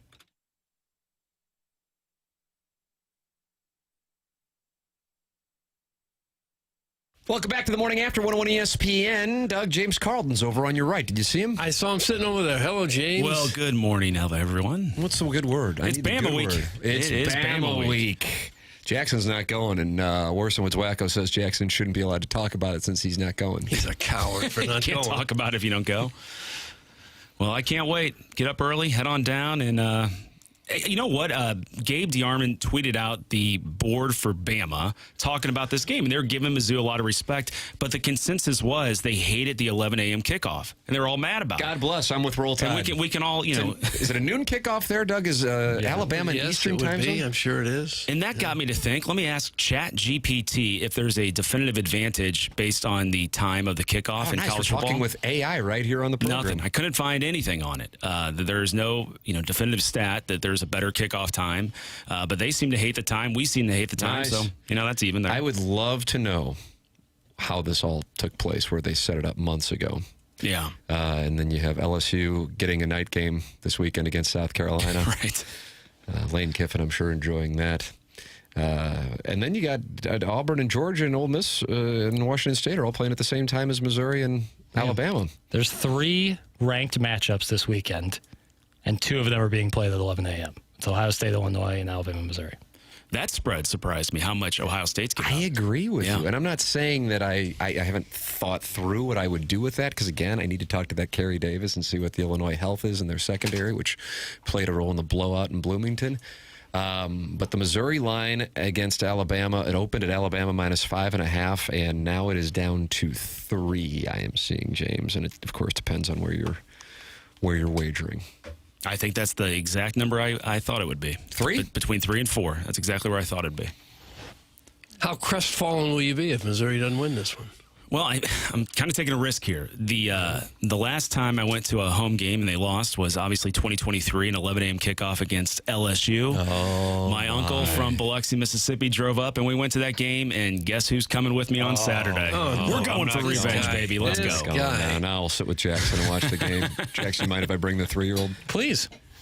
Is he at least driving, or do you have to do driving? Yeah, we haven't determined that yet. Let him drive. Yeah, let him drive. So I can have some morning beers. That's great.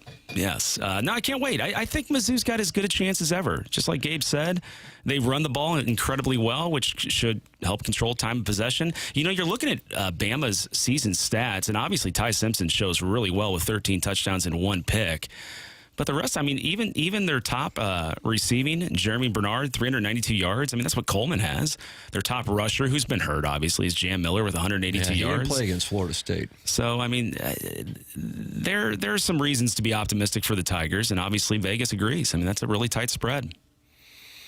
You bring in the whole family? Or just going? God, no. Well, what's wrong with the other family members? I'm a family man with a family plan. Are you disappointed in me for bringing my family? It's a high-risk play, but I like how your wife has a commitment there, yes. She really wanted to go, and she thought, considering my 3-year-old has all these Mizzou football, baseball cards around his bedroom, she's like, we got to take him. And just think, his first game will be the Alabama game. And I'm like, as long as you stick to the moment he causes hell. And yesterday, if you were at the putting green at Family Golf at 12:45, you saw what I'm talking about. What do you do? Oh, Doug. Then that's fine. Then I'll sit there, or probably stand there with the 8-year-old, and I'll be locked in. But the 3-year-old, I'm out on that. Did he miss a 2-footer? Well, it's a great question, James. My 8-year-old, they had a little 5K on Saturday. And Doug, as young tykes are one to do when they're racing, and I guess it was like the whole school, a couple kids tripped, and so he kind of got trampled. Oh, yikes. Yeah. Oh, no. It's so he's got beat up, got, whatever, injuries on his chin, knees, hands. And so he's my playing partner, of course, in the family golf parent-child tournament. And he's got bandages on his hands, so he's like, I probably can't play. I said, all right, well, I already paid for it, so we'll bring your brother out there, the 3-year-old. Because he always nobody wants to go to the driving range more than the 3-year-old. And I'm like, that'll be fine. And then, sure enough, the 8-year-old, was it Doug? Was it Willis Reed? Limping onto the court. Yeah, exactly. At the Garden. That's what he did. And he was good to go. And so the 3-year-old was out. Didn't get to play. And then I wouldn't get him a Gatorade because we're not going to start that crap. And, get the child a Gatorade. Shot at me out of nowhere there. No. We're gonna operate on the Tim Senior style of parenting, and too damn bad. I got a water in the bag, and if you don't want that, then it's too damn bad. And then there was some real issues on the putting green with the player.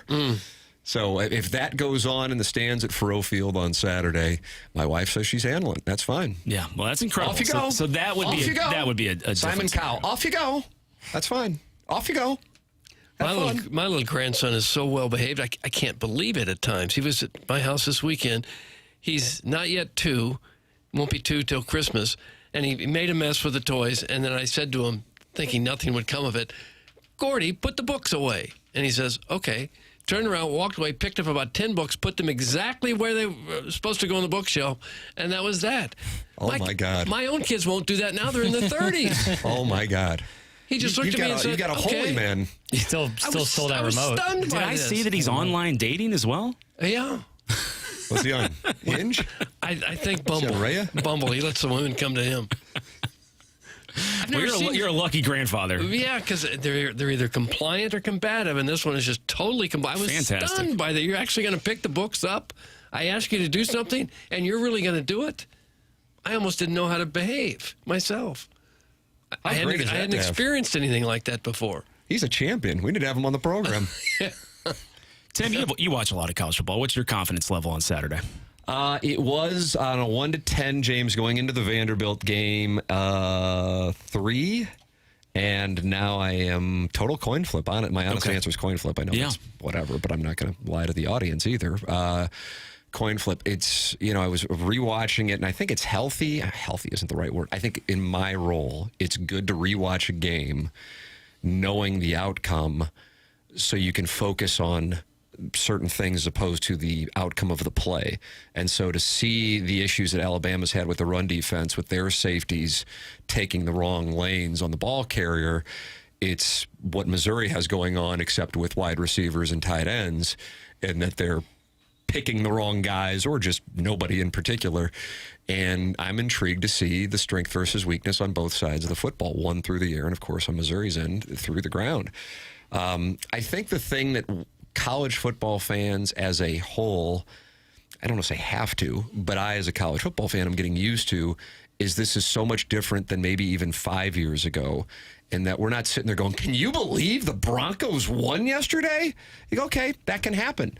2 weeks ago, can you believe the Packers lost to the Browns? Of course, it's surprising, but you don't go, well, the Packers got to fire Matt LaFleur. That's not the way that it works. And now with this style of off-season with the transfer portal and NIL, this is more NFL than it is college football. Yeah. And so whereas it used to be all about brands, now you can see programs like take your pick of Vanderbilt being the extreme, but a Texas Tech that had a great 2008 with Michael Crabtree, but has never really been at the forefront of the national. And perhaps, whether it be Ole Miss or Missouri or somebody else. Indiana's now good. Indiana's a really good example. Yes, might be the best example, We'll find out a lot about them this weekend, too. You got that, too. I guess that's the other third matchup you were talking about, Jackson, with the ranked. Yep. You got Indiana, Oregon. 2:30? 2:30 kick with Oregon -7 in the hay. So 12:30 in Eugene, 11 in Champaign, and 11 in Columbia. Nice work, asshat. No. Do you think I'm crazy in thinking that Kirby Moore, with 2 weeks to prepare, is expecting them to sell out to stop the run, and they just come out aggressive as all get out on Saturday? And start throwing all over the place? I mean, they came out aggressive against LSU and jumped off to an early lead. Boy, obviously, that was a bad defense. But I would love for them to set the tone and just get really aggressive. Now, you also could argue, hey, going play action downfield to Speedy Keys? I think so. I mean, I'm Jackson would stretching the field early. Fired up. Yeah, I mean, especially if you see their defense come out and they're clearly there to stop the run. Yeah. Because if I'm them, that's exactly the defense I would come out as. I'd make Bo Prabula beat us. The Missouri rushing attack also in the second half of games has really been a highlight. Like after the defensive line is getting a little tired, that's when the offensive line comes out and Ahmad Hardin can go crazy. Oh, I can't wait. If you're able to keep it tight in the first half and then come out in that second half, I think pounding the run will be even more. Although Alabama did look a lot better in the second half defensively against Vanderbilt, so also a key point to keep in mind.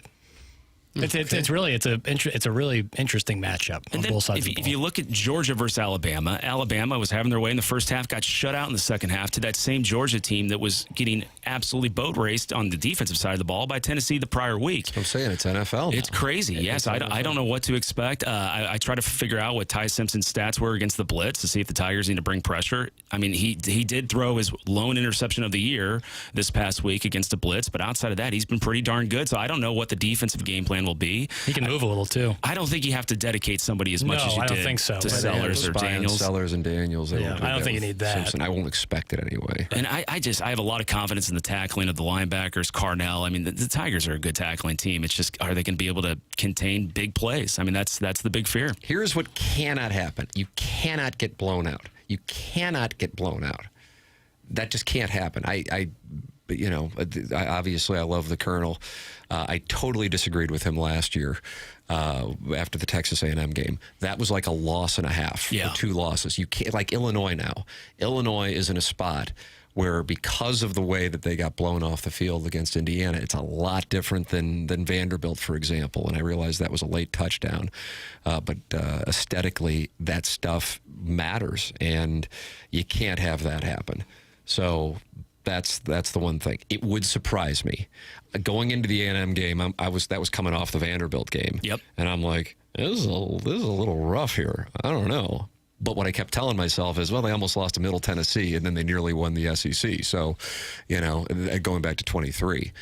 And now it's just one of those things with college football. I don't know if you're going to have the dominant forces. I think the closest that you have is Miami. Yeah. Because they truly were. That's another score that was not indicative of the dominance. Right. That was ridiculous. Florida State nearly covered, which would have been helpful to the Spread Zone podcast, which, again, emergency board meeting after we went 1-10 on Saturday, me, Stalter, and Riz.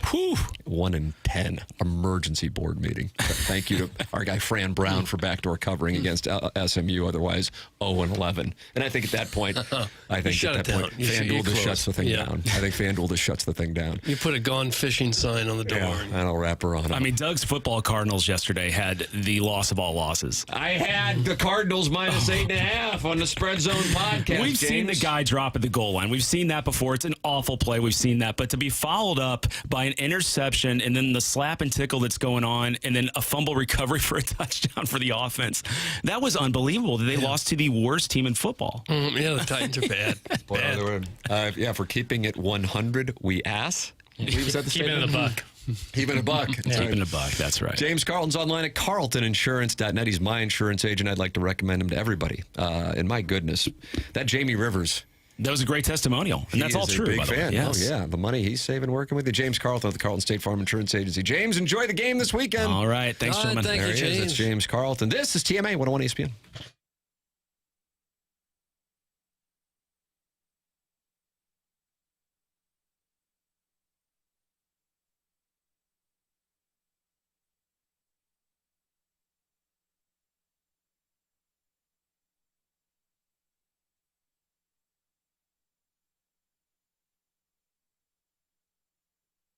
Michael's Flooring, family-owned and locally operated for over 30 years right here in the St. Louis area. Online at igotfloored.com. That's Michael's Flooring, longtime TMA sponsor. You can go online right now at igotfloored.com and get 3 samples free from Proximity Mills. Michael's Passions Flooring. When you order from him, he wants you to have the best experience for the best price. Just come in or talk to him, and you are going to see the difference They want to make sure they suggest the best thing for you, not pushing what corporate is telling them they have too much of. There is a reason that Michael's has continued to grow through 31 years.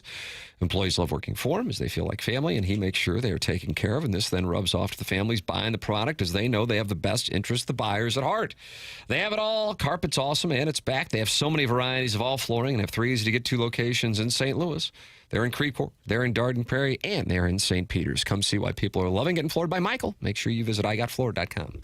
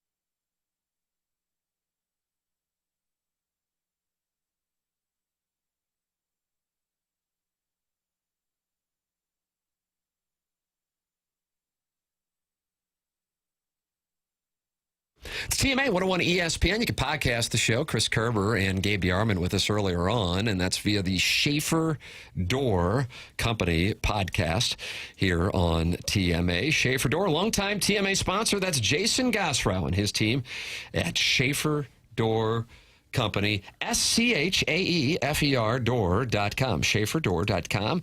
And they set up a number specifically for TMA listeners, and that number is 636-782-3608. That's going to get you the quickest response time. They service all kinds of garage doors for service and new installs. And if your garage door breaks over the weekend, they have Monday morning standby service for those doors that break over the weekend. They service commercial doors as well, so if you run a warehouse or business with big, tall doors, Schaefer's experienced in these types of jobs. Go to SchaeferDoor.com or call or text 636-782-3608. Schaefer Door, a CHI overhead door dealer. That's SchaeferDoor.com. We will take a commercial break. Come back with more TMA here on 101 ESPN.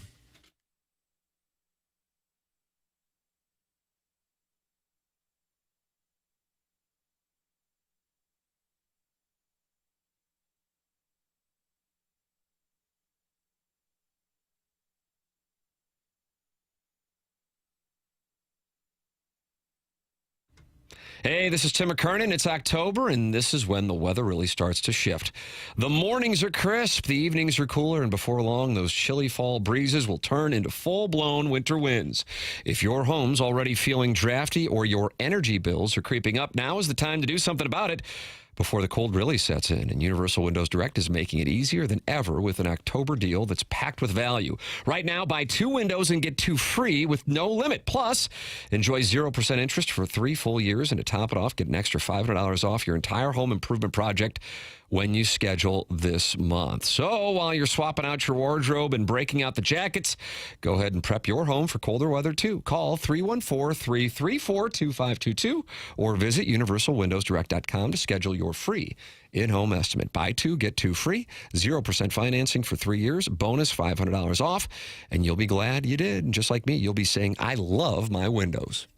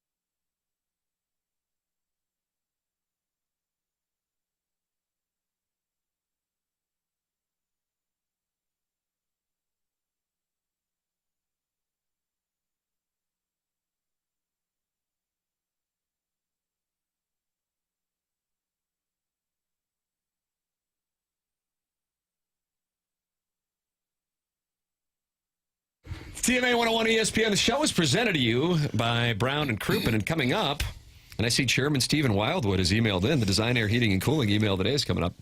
The email starts, "Hey, mommy's husband?" That's going to be an edit on the fly one. Oh, is that right? I'm going to have to edit on the fly? Should it make it to the filtered file, but I trust your ability to do so. Okay.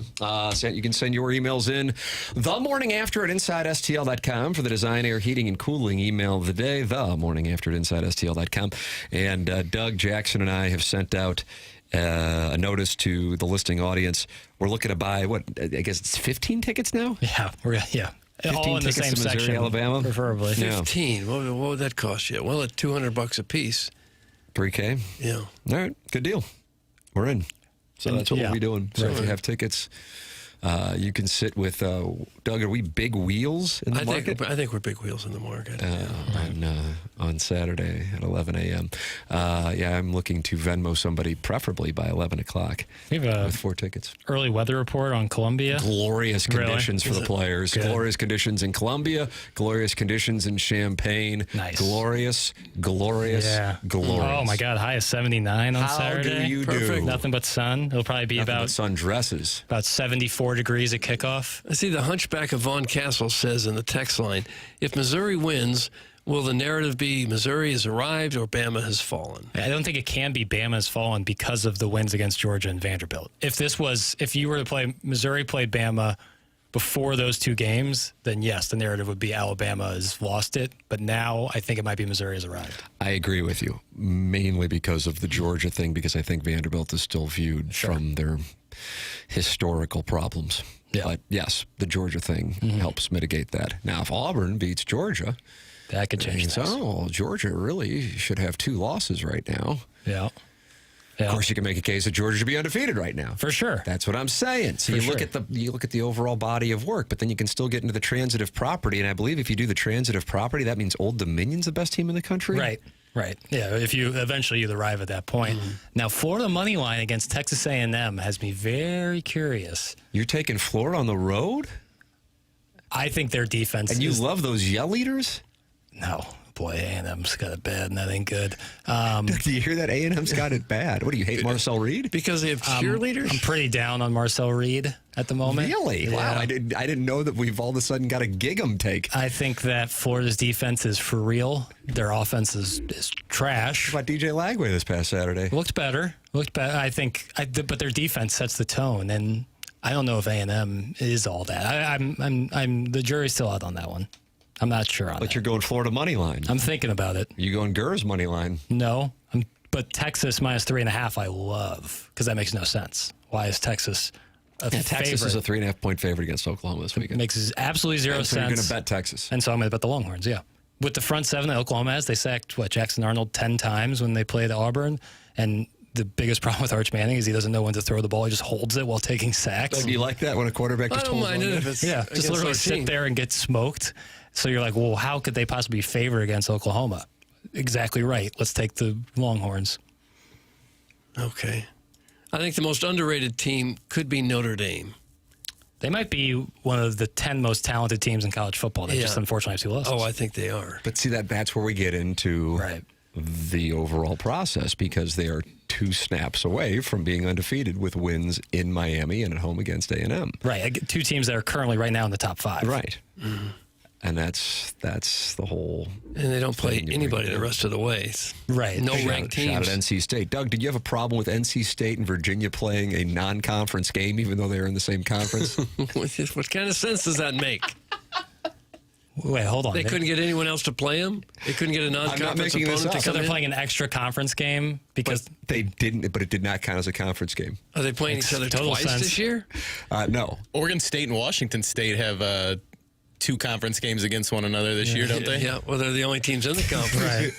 ACC, however, is flush with teams. Yeah, So many that I couldn't name them if you gave me $10,000 right on the spot. It's always tough because Maryland was 1 point in the ACC. They're Big Ten. They're Big Ten. I know that now. Doug, they had a great Big Ten matchup with Washington. They were leading 20-0. Awful. And in the third quarter, they were leading 20. They were up 20. SMU is ACC. Are they?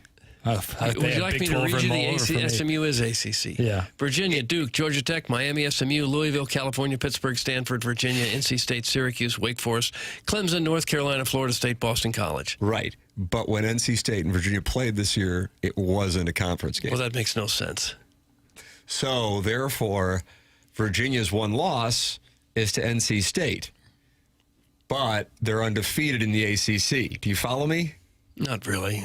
It's a fact. It could be Virginia and Miami in the ACC. I actually Georgia Tech's Miami's the best team in the country. I think Miami's not the problem in that. Virginia's undefeated in the conference. I guess. So the Florida Stanford's State in the game? ACC. Stanford's in the Atlantic Coast Conference. The D-Gen game of the week was people betting Duke in California late night on Saturday night. The classic ACC matchup. You can probably see the Pacific Ocean from the Stanford campus. Yeah, it's on the shores of. And they play in the Atlantic Coast Conference. Make it make sense. And then they play conference games that aren't conference games. Right. They just make up rules as they go. Yeah. Auburn can just claim national championships after a while. Bobby Petrino runs a coup. It's all sideways. It's all sideways in college football. Runs a coup. John Scores asks, I think, what is a very good question. How does Tim not have a suite at Fro Field provided by the school for all he has done? Doug, that's in the Michelob Ultra YouTube chat. It is a good question, though. I don't think I've ever sat in the suite for any Mizzou athletic event. Never? I don't think so. I thought you were old money. Yeah, one would think. But not for a state school. Probably if it were SMU or Vanderbilt or one of those. Yeah, Johns Hopkins. Dartmouth. You'd have a suite for the Dartmouth games. I don't even know if they have luxury suites in any of those Ivy League schools. Well, have you seen the stadiums? Well, if it's anything like UMass. Yeah, they look like high school stadiums. Yeah. You can email in. We got that Design Air Heating and Cooling email of the day. Boy, I see Timmy Walters is in there. Kevin Miller's in there, wow. Doug. I mean, some of the legends are in this competition coming up. The Morning After at InsideSTL.com. And it's provided by Design Air Heating and Cooling. And, Doug, you are a Design Air client just like me and Matten. I wouldn't go anywhere else. Because Seth Goldcamp and his crew have taken great care of me and everyone on this dais, and they will do it for you as well. In fact, they've taken great care of St. Louisans since 1904. That's when they started out. Long time making customers happy and homes comfortable. Not just another HVAC company either. They also happen to be the longest-running sponsor on TMA, and that loyalty says a lot. At the helm is Seth Goldcamp, fourth-generation, family-owned business, and they value integrity. You're never going to be sold something you don't need. Might as well go ahead and schedule a little tune-up for your furnace right now. You know, sooner or later, the summer heat's going to go away, and it will be cold, and you want to make sure that furnace is up and running when it does. So schedule a maintenance service checkup right now. It'd be a smart thing to do. Visit DesignAirService.com. Schedule that service today. Design Air is comfort you can count on since 1904 and home of the handsome repairman, as for Larry, the Silver Fox. We've got the Design Air Heating and Cooling email today coming up next. It's TMA 101 ESPN.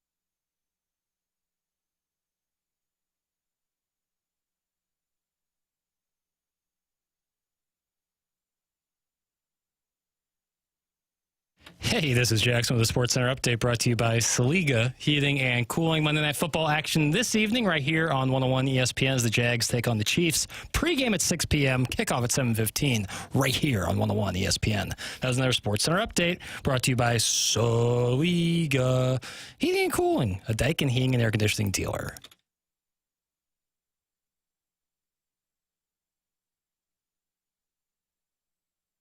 It's TMA 101 ESPN. PK and Ferrario at the top of the hour. It is time for the Design Air Heating and Cooling email of the day. Best kisser I've ever been with? That's an easy one. My buddy Cliff's dad. Tip-top shape with a cool, thin, trimmed mustache. Had a David Niven thing going on. Oh. Doug, who's David? An old actor. Old He was English actor. Well, not when I saw him. He was old. Kind of looks like John Waters. He was in a bunch of stuff. Magnum P.I.?